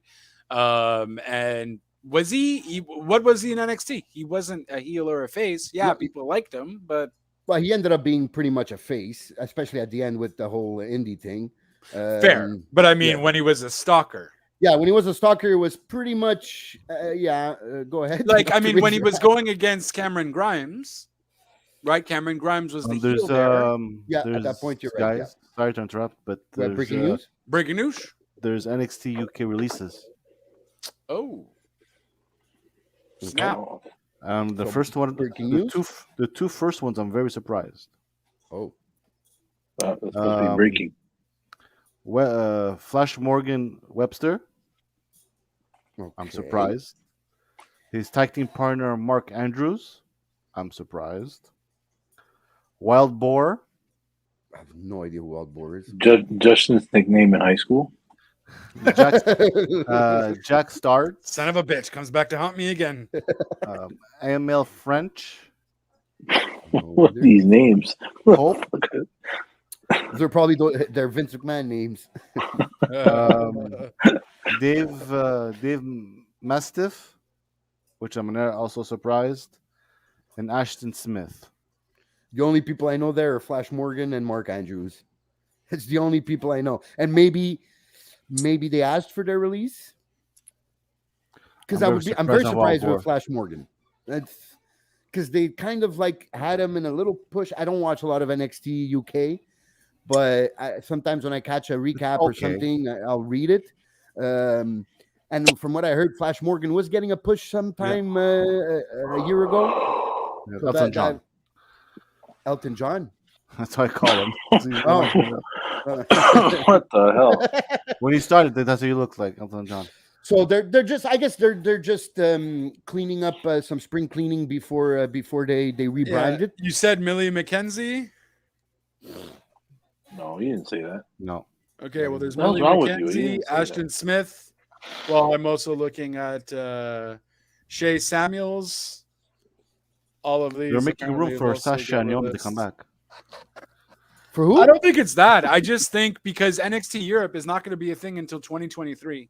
So I also think they're telling guys like, "Hey guys, do you want to go work somewhere else in the meantime? Because we're not going to be ready for you Well, until." it's just in 20 weeks. Because we know the main ones are going to be working in NXT. So the Tyler Bates and all those guys are going to be working in NXT from now on. That's it. So all the other ones that didn't get that call up, I guess, they're giving them the freedom to do you want to get released or do you want to stay? But we're only going to start the new program in the beginning of the new year. So I guess that could be a very possible thing. And I think Flash Morgan knows that he could probably get another deal somewhere else. I see him in ROH or Impact for now, I guess. Yeah. I don't see him as AEW material, No. but I do see him as in ROH or TNA Impact Wrestling. I see. Snap. Yeah, I don't know. I don't watch NXT UK ever, so I know none of these people. It was good but- before the COVID. So was NXT though. Yeah. And then apparently they might end up calling NXT, I guess, after everything's happening. Apparently it might end up being NXT 3.0. I don't know if that's the legit name. 3.0, 2.5, 5. Well, with the new era, you might The as new well do a era, new new name. name. No, That's facts. Yep, very valid. Funny fact on the AJ Styles versus Bobby Lashley match. It was the longest match on Raw since March 21st. of Oh, wow. 1996. 2022. Wow. It would have probably. I would have to go back and see what was the main event of March 21st, 2022. But that's still quite a long period of time. And Jesus, how long was that match though? I think it went 22 minutes. 20 22 minutes? Okay. Which for Raw, those are pay-per-view minutes for a match. I think last Right. The first SmackDown of under Triple H, I think it was 46 minutes of actual wrestling. Yeah. And I think that's why we're kind of just liking it more, right? There's less promo stuff. You actually seeing people kick out of stuff, and you're not. Keeps giving you that guessing game. I almost feel like maybe after a while we might get annoyed of that, but maybe they'll switch it up a bit. But again, all the matches, even between AJ and Lashley, I assumed Lashley was still going to keep it, but with all the kickouts back and forth, it still had me guessing and whatever have you. So the false finishes, I think, help a lot. It really does. False finishes, yeah. I think they even had a few years ago, maybe 2 years ago or something. They were starting to put in more false finishes in matches, and they were getting good reactions. But from what I had read in the dirty sheets, is that Vince McMahon doesn't really like a lot of the false finishes because he says it makes the finishers look weak. Whatever. He's not wrong there. Well, yes, I agree with the concept of you don't want to make your finisher look weak, but protected finishers, I don't know. In 2022, this whole thing of nobody ever kicked out of the one winged angel. I'm over it. That Kenny is really overprotective of that move. Right. So I don't know. I prefer the excitement of false finishes when you really think, oh shit, the guy got him. Oh no, he didn't get him. I think I prefer that than knowing. Oh, he did his finisher. As long as it's not exaggerated, yeah. If you have a 1 or 2 during a match, okay, but 3, 4, 5, it's like okay. Well, I mean, as long as it's not young buck exaggeration kind of thing, you know what I mean, where it's every 5 seconds. Young buck. So which buck are you referring to? Both of them, young bucks. I said young bucks. Okay. One job. Maybe take the wax out of yours sometimes. It would help, Jeff. It would help, huh? That's at JBL. Wow. Doesn't it get my fucking Twitter right? Yeah, I mean, do it at JBL. That's fine. Oops. Yeah, no, and the false finishes definitely help, and we've seen that literally since Triple H have taken over a lot more, and I think that's what gets the. There was a person complaining on Twitter that the fans weren't loud on Raw, and he's like, "Oh, it's very disappointing." How is that newsworthy? Because I'm saying that the fans are into it now. You know what I mean? You see them that they're a lot more exciting. That was in Tennessee. No, I'm not saying, and you're like why you brought it up. I'm saying why would that even be posted on Twitter that the fans aren't loud? I don't know because some fan because a lot of people bashed him for what he said, so it ended up trending. So I don't know. It's just people just hating, I guess, or pro Vince fans or anti Triple H fans or whatever have you. But the fans are definitely more into it. You hear them a lot more. And yeah, I don't know. That's Raw. Raw was good. Dynamite was great. Omega's back, but we see Rampage. There's Seth versus Riddle. Confirmed. Oh yeah, we didn't talk about the Seth Riddle segment. That was fun. I enjoyed it. Kind of a little different. I enjoyed that the whole fake that he was at his parents' house or whatever, parents' basement. Yeah. I enjoyed that. I enjoyed. I'm liking this Riddle side of letting go a bit of the bro stuff, being more serious. Being more serious, yeah. Yeah. Obviously, he still has the character though. You saw on his shirt, it was written "bro." So obviously, it's still part of his gimmick and everything. But I like it when it gets serious, like let go of that bro every second word and dude, and so I enjoyed that. I think, are we going to get that on a Raw or are we going to get that at Clash? The Castle. Clash. Yeah, probably Clash. Probably 100%. Clash the Castle. Why not? Yeah. I mean, I guess it depends. I don't see why. I think Seth is going regardless to Clash of the Castle. So hey, I think it's already on the card for Clash. Oh, so it was okay. So it was put on the cards this week then after Raw. Because they were kind of floating around that Riddle might even retire, right? That's what the right. Oh, really? Yeah, that's what they were saying. Did you miss Raw? That's what Seth said. Guys, look what's going to happen.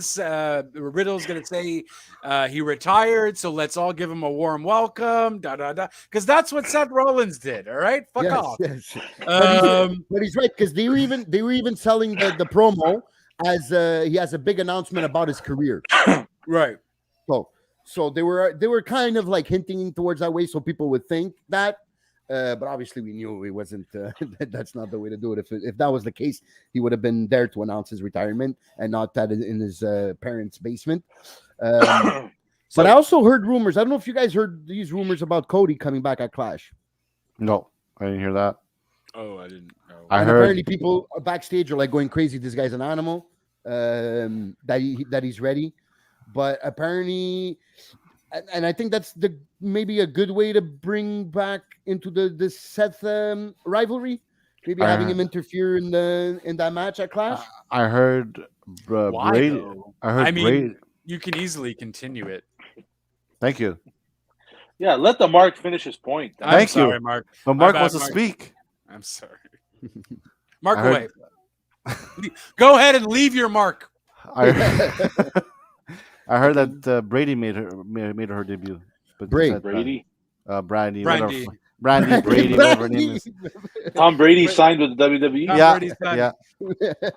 6 rings and a belt, ladies and gentlemen. Watch No, out. but it makes sense, like what you said about his maybe just interfering in the match. Yeah, just to have a presence there, get a good pop. But Yeah, shouldn't I don't- he go towards the title and forget about Seth? Isn't that Seth thing done? Well, I don't think he could be done because he kind of they sold it as because of him that he had to get his Injured, surgery. yeah. Exactly. Because So that's he not was done. injured, but then the following night on Raw, he said, "I'm going for this Money in the Bank, and I'm going for the title at WrestleMania." Dude, And, I think that's gonna be until WrestleMania. Cody, Seth. I feel like Holy that's gonna be your main event for WrestleMania No. for a title. For I a really title? do. for a title, yeah, Well, For for So the Seth, world, Seth is gonna have a for title. one of the two titles, guaranteed. yeah. I think that's your WrestleMania match happening. And Seth and Cody wins. Well, it depends. Well, whatever. I don't know who will have it. It depends. One of those If will Co- have it. and- Exactly. It could go. Let's say if Cody comes back at Clash, one way or another, gets a title shot, wins it, then it could be Seth wins later on at WrestleMania. I But- say he's coming back for the Rumble. It's too soon. No, but he could just make an appearance. He Make an doesn't have to appearance. wrestle. yeah. Oh, make an appearance. Okay, I thought you actually Yeah. meant like Like ready what said, to like go. what Casey said, just an interference or whatever. to Yeah, show up. interference, and then for 3 to 4 weeks, you're building it up on TV, and then after he could be ready because we're talking about WrestleMania. So May, June, July, August, May. September. Where are you going, May? No, when he got hurt, right? We got Oh, when he got WrestleMania- hurt. Okay. WrestleMania, right? So the month So after it's in May, April. yes. So that's it. So May, Yeah. June, July, August. June, July, Yeah. August, September. That's 5 months. Okay, sorry, I got confused. So Mark. I think I think Shut Triple up. I think Triple H came Peanut back after finder. 4 months from a torn pec. So I don't know. I don't know. I think I've seen. Weren't they saying it was going to be around 6 months anyway? Wasn't that? Yeah, Didn't you guys report It's- that? They said after? 6 to 9. They said 6 to 9. 9, but they always say Yeah. more. So like that when he comes back, it's a surprise, right? They get a pop. Yeah. So they always Right. add a bit more. So I wouldn't be surprised. But I don't know that, because Cody tore it completely off, right? Did Yeah. Triple H have his completely off? Or maybe I we're don't. just I don't remember there you being know what I mean? bruised I don't like that. know. I don't remember I will- being bruised like that. No, but I wasn't there. yeah. But Cody's like a workaholic though, so Yeah. like he'll And just apparently- keep bumping, bumping. And apparently he's nonstop in the gym. So yeah. That would help a recovery for sure if he's really dedicated to coming back. Yeah. and we've seen it on promos a bit, so they keep him relevant. He's on the show Rivals on A&E, on part of the panel when they talk about the rivals. So I wouldn't be surprised, and because this Riddle Seth Rollins rivalry, which I'm liking the back and forth, and I really love the match, and I'm sure the match at Clash is going to be fire. Yeah. I think that they want the strong part of sorry guys, I just lost I got lost tracked. They want the strong part of the Seth versus Cody, which that's the money draw for them, right? Mhm. So no, it was my phone. It's okay. Oh shit, okay. Because I was like, why the yeah. fuck isn't my mom answering the phone? So yeah, I think that's the way they're gonna go. So, They want by the way- they want Cody. So yeah, the only matches confirmed for Clash is Seth versus Riddle, as we know now. The sixth And women tag. then the Drew versus Roman. SmackDown, obviously, women's match. Shayna Baszler versus Liv Morgan. Talking about Shane and Baszler. Let's talk yes. about it. We Jay, are we you saw happy? it, where we saw it SmackDown, right? Well, I mean,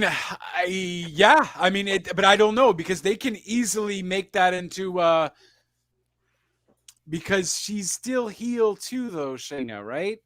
So I don't know. Sure, she gave Ronda shit, but it almost looks like Ronda might take her under a ring. Hey, let me re-show you how to be a monster again. But even yeah, if what happened to you, right? Is what she said. Yeah. But Yeah. even if they go together, sooner or later they're gonna. Sooner or later they're gonna. Oh, I know, and I'm waiting for it. Maybe Trips is holding that for Mania or something. I don't know, or Royal Rumble or Survivor Series. But do we know that Ronda's really a heel, or like? No, she's a heel. I don't know. I thought she was a heel. Then JLB put a doubt in my mind, and now I really think right. she's riding the fence of No, anti-hero. She's a Ken Shamrock heel. But what? Sorry. What- Wasn't whoa, don't fuck around now. Wasn't her promo on SmackDown though like something along "I don't give a shit what you people think" or something? No. Yeah, double the money because I'm gonna do it again. Yeah. Yeah. So it was kind of heelish. So. you Well, know, she's obviously interesting. attacking officials is supposed to be heelish, right. but I don't know. I think she's still getting good reactions from the crowd. So I Because think I think people like her as a heel though. Yeah, That's yeah. why she's finally getting her. Holy well, shit, she Jay. still got popped. JLB's on a roll. That's new. That's very rare. yeah, That my makes a moments. good point. Yeah. yes, because the so people do like her as a heel. That's for Yeah. sure. it's just like Roman, right? We didn't give a shit about Roman as a face. As soon as he turned heel, we all started cheering him like crazy. And, everyone's chanting, "Acknowledge me," and whatever have you, because we like him as a heel. So it's not about, Have you? oh, Have you? I mean, yeah, he's great as a heel. Justin does that all the time. He opens that window I open haven't and I'm like, Roman! down, Roman Reigns, I screams- acknowledge you. he screams his name out. Acknowledge me. You start singing after the shower his name, huh? Yeah. Gotta Yeah, acknowledge yeah. someone. It might as well be the tribal chief. Hey, you get to go see the tribal cheeks tomorrow, too. My wife Tribal is, my wife is so Yeah, happy. Nikita Lyons. Yeah. Oh yes, good one. No, that's her nickname. That was one of her nicknames in NXT. No, Yeah, the tribal cheeks. You never know. I never heard that one, but damn, is that good? You gotta let me know if that ass is as big in person as it is on TV. Oh, I will. Yeah. Oh, I will. The tribal cheeks. Damn, I should put No, that on the never heard podcast. that. Oh, I've heard okay. it, yeah. Oh, Justin, you're awfully excited. Well, I'm not. Why am I excited? I'm not going to be going, but I'm excited. You for could have Oh went. yeah. Oh, look at me, tribal cheeks. Yeah.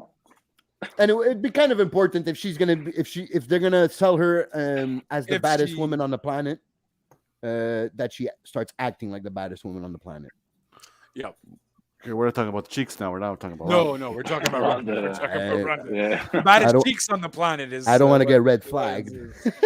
it Because too much cheeks, but Jesus. is. Hey, don't get cheeky with me, love. Hola. Oh, come on, man, with I these know. cheesy fucking one-liners. The Bro, it is entire what it show. is. It is what it is. You like them, but you hate them, but you like them. that's his gimmick, man. My gimmick. That's Uh, what I do. It's my gimmick. I know Wrestlers can have gimmicks. Why can't I? Damn it. We all have a gimmick. Look, I'm a mark. Look at that. That's I mean, it. I don't think that's a gimmick. I think that's real life turning into a gimmick. It's, I live. I gotta tell you. I'm like the Undertaker. I live my my Your gimmick. it's a shoot that became a work. It's a shoot that became a word. It's I know it's out of left field, Okay. and Let's it's go, been a let's long hear it. it's been a What? long time. Should we do our tops and drops? Of the week. But okay, give top match, top match, and top promo, and drop match and drop promo. to finish off the pod this week. Why Okay. not? Yeah, we'll give Justin time because he took like a deep breath. No, I got this. I got this. So top match for me is going to be Daniel Bryan versus Daniel Garcia. Yeah, very fair. Brian Danielson. Right, Bryan Danielson versus Daniel Garcia. 2 out of 3 was One- fire. one job. Promo, I know. Promo, top promo. I'm gonna have to give it to Kevin Owens and the whole Drew McIntyre. Oh no, wait, hold on. What am I talking about? Moxley and CM Punk. Yeah. It was Kevin Owens and Drew McIntyre until that happened.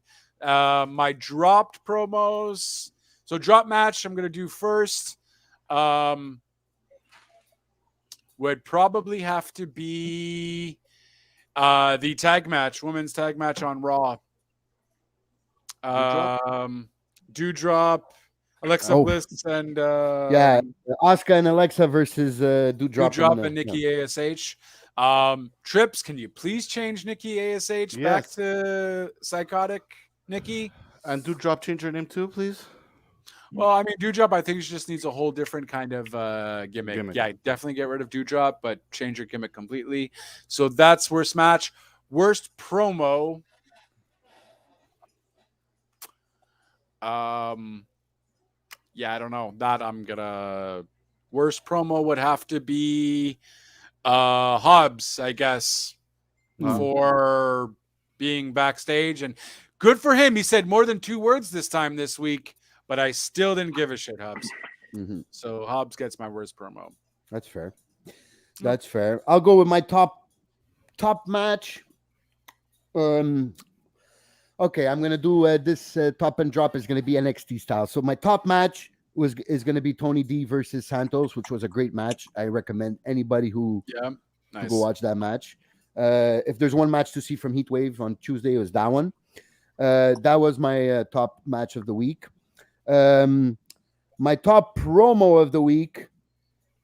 Let me look through my notes fast. I can't, even though he already picked it, JLB already picked it. I can't go around CM Punk and Mox. Right. It would be intellectually dishonest for me to say something else. That's fair. That's a fair point. As for a drop match of the week, wow. I don't know. Wrestling Raw is getting pretty good. Pretty good. Damn. Okay, because even the Carmelo Hayes Giovanni match was pretty good too on NXT, so I can't go with that. Oh yeah, I'll go with Mandy versus Stark, Zoe Stark. Oh, was it that bad? It wasn't great. Mandy was okay, but I guess Zoe didn't feel like she belonged there in a championship match like that. And and I'm gonna get a lot of heat for this draw promo. But whatever. I'm kid crazy. I'm gonna go with it. So crazy. I'll go with the Super Diva Quincy Elliott from NXT. So who? Yeah. Quincy Elliott is a new wrestler on NXT. Yes, I know who he is. They calls himself the Super Diva. Yeah. I think he's gender fluid. So, but it wasn't. I think it looked too much. It didn't look authentic. His promo and his style. I would have to see more, but definitely as a first impression wasn't good. So that's my draw promo of the week. Super Diva, Quincy Elliott. Go, Jeffy. Hey, Go, Jeffy. Do not call him Jeffy. What the fuck was that? Jesus Christ. Jeff T. Oh my God. Sometimes I wonder why I'm here on Thursday. I've been wondering, bro. I've been wondering. It's all in love. Well, I'm very reluctant to agree with Justin, but I'm gonna have to agree with the first 2 picks that he did. I think the match of the week was definitely Bryan Danielson and Daniel Garcia. I think that was really, really good. Yeah. It wasn't rushed too, because sometimes with a 2 out of 3 falls, especially on TV, with that limited amount of time, you can feel it can be rushed, and it wasn't. True. Promo, I don't think anyone could choose anything other than the CM Punk and Moxley promo. Drop promo, I'm gonna have to take a pass on. I think drop match would probably be Gun Club and Varsity Blondes because it only lasted 30 seconds. I would have expected at least 10, 15 minutes out of that. That would be my drop match. Yeah. That's what I got. I expected a little bit more. Drop match. All right. Well, that's what happens when you go last. Yeah, that's okay. true. Anyway, there's a lot to agree with me, Justin. Yeah. Yes. Shut up. No, Okay, it's I'm gonna- sure. top match. I'm going with AJ and Bobby. The top promo, Punk and Mox. Drop promo, Austin Theory when he's in the back, because I really can't stand his promos. And true. Forgot about that one. Yeah, you're right. and drop match is Ass Boys versus the Blondes. Yeah, it was kind of a squash, and Yeah. I find that weird. Yeah, I find that weird. Yeah, The entrances were longer than the match. True. Yeah. True. Yeah, that felt a bit weird.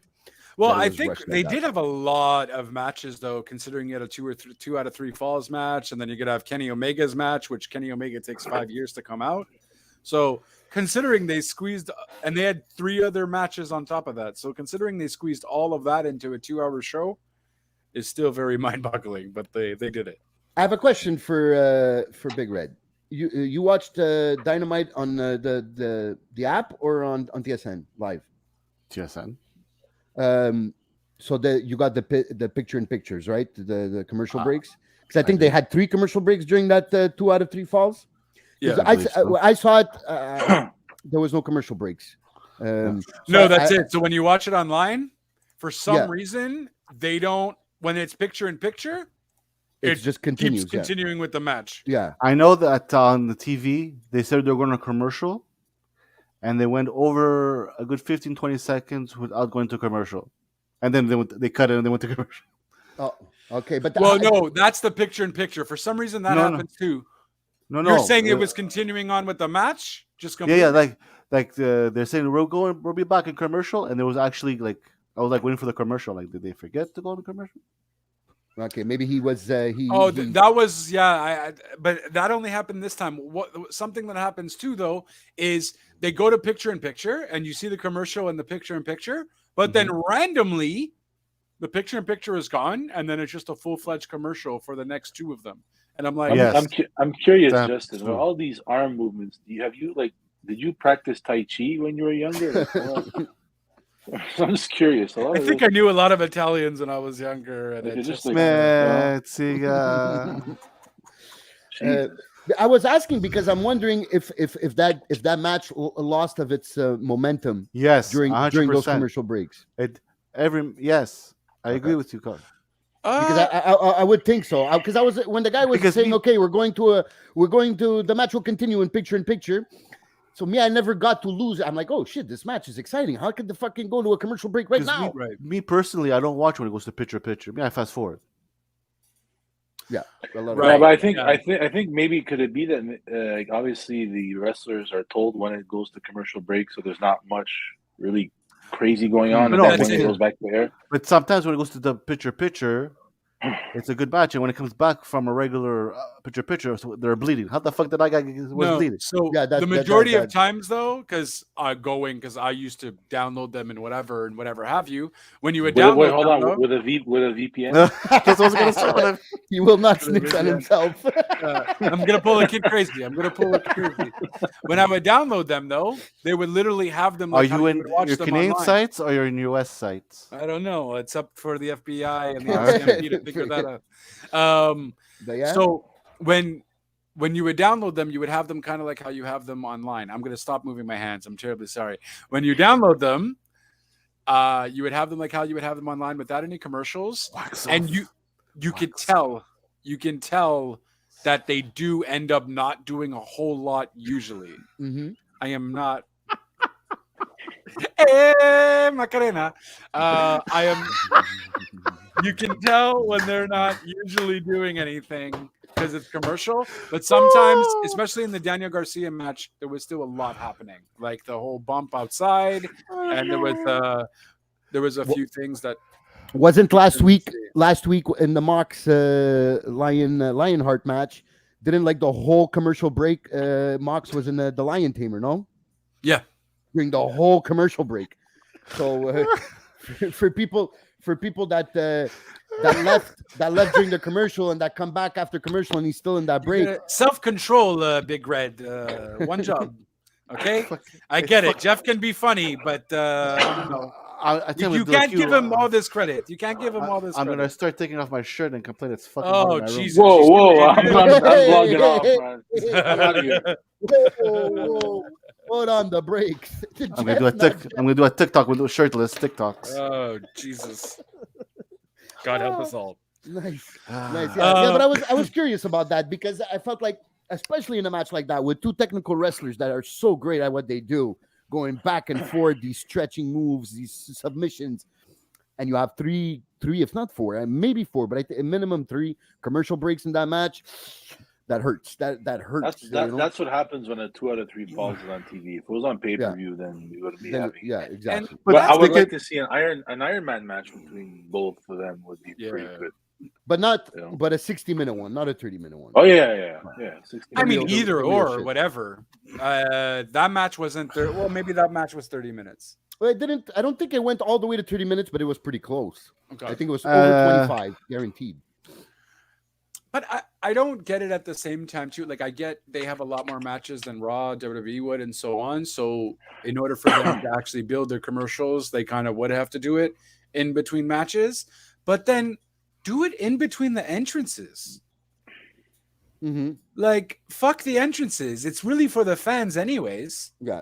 Right? Well, you're not a fan? No, well, but the fans in attendance. So why don't you just do it in between the entrances? I don't need to see Jericho come out to commentary. Someone close their circle. Oh shit! Yeah, he heard it. Okay. I was like, "What the fuck?" Like, oh, okay, yeah, he heard my. Good job, Jeff. Good job. Fuck. My God, you really get thrown off so easily. What? I know. But yeah, I think during the entrances would be the way to go. With the commercials, because like WWE does that a lot, right? They make the guy come out, or the start of the theme song come out, and then they go to commercial, and then they come back from commercial like 3 minutes later, and the song's still playing. Exactly. But at least you didn't lose any of the matches, and for the people in attendance, when you're going 3 minutes in a headlock, or like in like last week's case, 3 minutes in the Lion Tamer, there's a let go there. There's a downer there. There's a downer. That could be the network. That could be the network too, though. Obviously, I don't think we can put it all on AEW for that. Yeah, I mean, if TNT now they have new ownership now, so maybe who knows how that's going to change. Maybe they're going to take it a little bit more seriously with their programming. They seem to be, at least Discovery's case. So maybe it's just the way TNT is, or TBS, is blocked out, that their commercials have to be around a certain time, and who knows. I wouldn't put it only on. I wouldn't put it only on AEW. I think it's a half. It would be. Well, there's definitely a producer there calling the commercials, right? So they're exactly. I mean, if there is any leeway though of being able to change when they do go on, I mean, sometimes it doesn't necessarily matter. But for the Daniel Garcia Bryan match, we did lose a lot there. You know, there was a lot that was still happening, and I guess, you know, Garcia and Bryan just obviously they're just going to keep wrestling because they're there for the fans in reality, and whatever, they're just going to keep doing what they do because they can't really stop anyways. No. It's just that was just the only maybe disappointing part. No one really to blame except maybe kind of figure out how you can do it after the match, or why not just do it during their entrances if that's even a possibility that you can do, because for stuff like a 2 out of 3, an Iron Man, Blood and Guts, it really does kill the vibe for those kind of matches. So. And they seem to, and AEW seem convinced of having these type of matches on Dynamite. Yeah. So there has to be a way around it. Because it is also good viewership too, though, right? So maybe it is also Discovery or TBS kind of being like, oh, well, hey, this is your big match of the night. Well, we're going to get our best commercials there, and you're going to have to put them somewhere else too. So it could easily be out of AEW's hands too. Would be very curious to know, though. Yeah, that's why I'm not ready to. I'm not going to put the blame on them. I was thinking more it's a network thing. That's fair. I was just curious because for that type of match, how it affects someone that's having to break in between. Because I watched the full match. Because they don't cut to commercial breaks. So I was wondering somebody somebody watching it with all those commercial breaks in between how they felt watching it. But I know this whole theme yesterday was about the publicity for that Dragon show, right? House of Dragons. House of Dragons. So we knew that was the team behind the Dragon versus the Dragon Slayer, the American Dragon versus the Dragon Slayer. That's Dragon why Steamboat being there. Yeah, exactly. Steamboat being there. Was Steamboat being there because we know we had the promo in the back with Jericho. He seemed like he was approving Daniel Garcia leaving Jazz and joining the Bullet Club. Whoa, the Blackpool Combat Club. But are we going to be seeing more of Ricky in AEW, or was that just a one-off for this? I think it was a one-time thing. I mean, I don't know, because that promo in the back also made me kind of think that he was going to take him under his wing. I thought that too. That's why I'm asking the question. Like, can it be that he's like a manager for? And this comes back to what Jeffy was saying before. Was saying before that maybe Daniel Garcia, instead of being in the Combat Club, maybe would be better off with in a singles push and having a manager to back him up, a manager like Steamboat, like one of the best technical wrestlers of all time, maybe up there with Bret Hart as the two best. Oh wow! I guess I got to watch me some Steamboat matches, huh? Having him as your manager, I think that would be a good stepping stone for Daniel Garcia. Yeah. And not just for him, but what kind of an asset would it be just adding on having Steamboat backstage? You've never seen a Steamboat match? Yeah, what's wrong with you? Okay, listen, this is what you do. You get a VPN, download Peacock, go to WCW or NWA, and watch away. Okay. I'm not ashamed. But But you don't even need to go to WCW. I mean, Macho Man versus Steamboat was a great match. The best match. Well, maybe not the. Yeah, but you can find a hell of a lot more on like NWA stuff. Yeah. Or WCW. Yeah.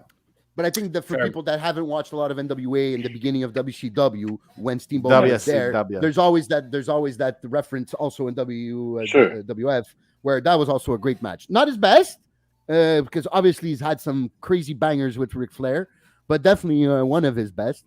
And great match to see. So if as a first match to let you in the Iraqi, my God, Iraqi, the Ricky Steamboat, V-Pin, Iraqi.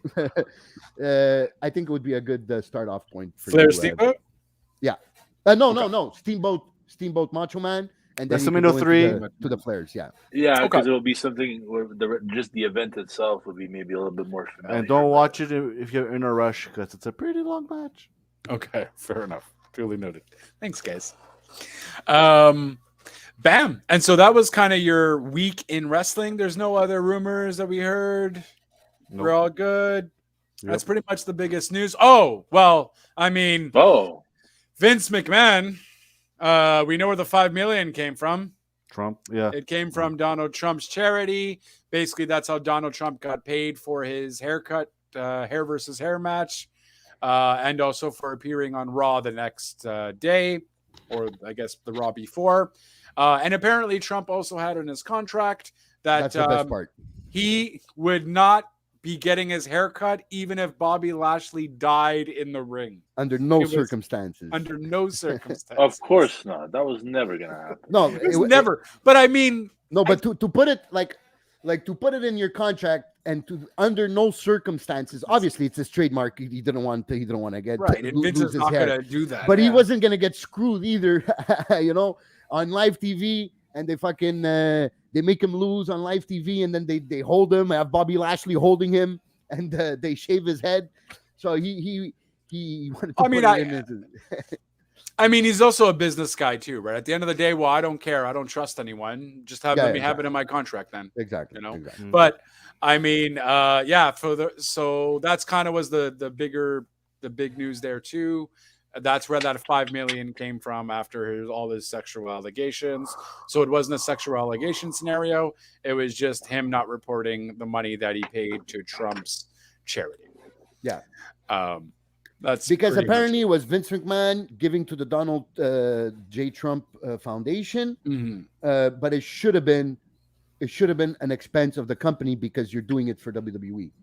Right. But they're saying what they're saying is that it was a deal between Vince and Trump, basically saying, listen, you come, you give me this publicity, you come on my show, and I'll donate money to your charity. Well, no matter how you look at it, but he didn't.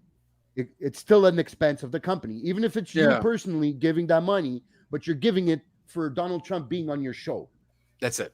So you had to report it as a company expense, even if you in your head you're not doing anything wrong because it's a personal donation you're giving to the foundation for a friend of yours to be on one of your shows. It's still you're a publicly traded company. And it's still an expense for the company. So. And then I also wonder, did he end up getting a write-off for that? If he put it as under his own expenses, is not through the company. And now you're talking about financial crime. Yeah. You know what I mean? So, Vince, not too smart. I mean, it took everyone a while to realize it, though. So he probably figured he got away scot-free amongst the other things. And I'm sure that's not all Vince has hiding away, so we'll definitely keep you guys posted on if there's any more news on that. But looks like the investigative journalists are really on point in finding out more, and I don't think we're nowhere near the finish line to Vince's money laundering ways. Nope. And now that they're scooping around, they're just going to keep on finding stuff. So. Oh, for sure. And aside from that, that's pretty much it, guys. It was a great week so far. Kid Crazy, enjoy Smackdown tomorrow. It's in Montreal at the Bell Center. You're not going to go to Toronto for Raw, are you? Nah.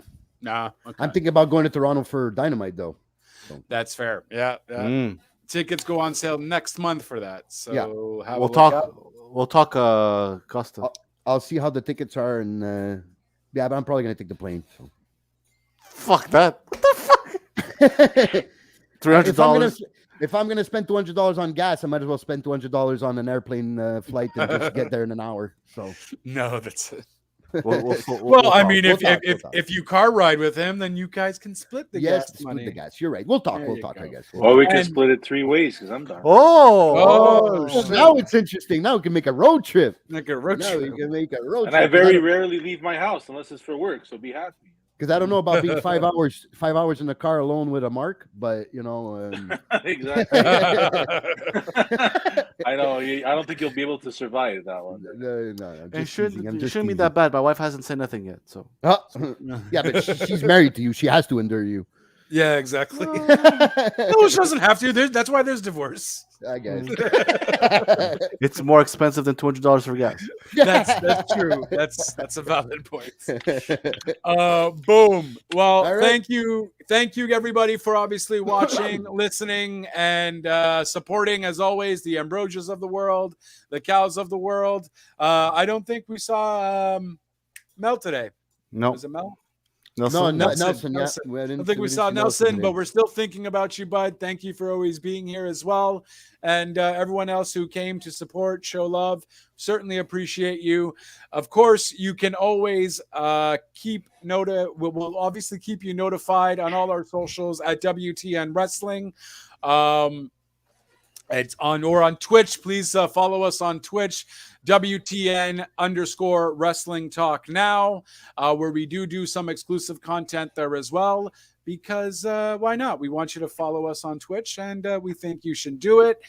And on my Twitch is also JLBTLC, twitch.tv/J. Jesus, I can't talk. Oh my God. Twitch.tv/JLBTLC25. Also follow me on Twitch. The rest of the links will be down below in the doobly-doos. You can also follow Jeff not Jeffy, specifically only on social media. Where? Yes. You can follow me on Twitter at JT9783 or on Twitch at Jeff_9783. Bam. And of course, if you want your tweets to get a little crazy, you want some crazy comments going, you can also follow Kid Crazy at. You can follow me on Facebook at Michael Costa or ESPN Podcast. You can follow me on Twitter at Saltita Costa or anything wrestling related right here on WTN. Did you have a WTN's Kid Crazy Twitter? No, my handle was WTN's Kid Crazy. But now I changed it back to my Michael Costa name. So okay, fair enough. And then of course you can always follow the Mark to talk about all your markings and mark out with everything happening in wrestling with Big Red. Big Red, where can they find you, good sir? You can follow me on Twitter at BigRed_719 or on WTN. Bam. And that's it. I don't know. It felt like it wasn't the end of the sentence. Bam. It was it. Yeah, that's it. short and sweet, baby. Short and sweet. Short and sweet. There you go. And that is pretty much it, guys. So we will see you next week. Until then, we will keep you posted on all and everything wrestling over at our socials. Links will be down below. So until next time, ciao for now.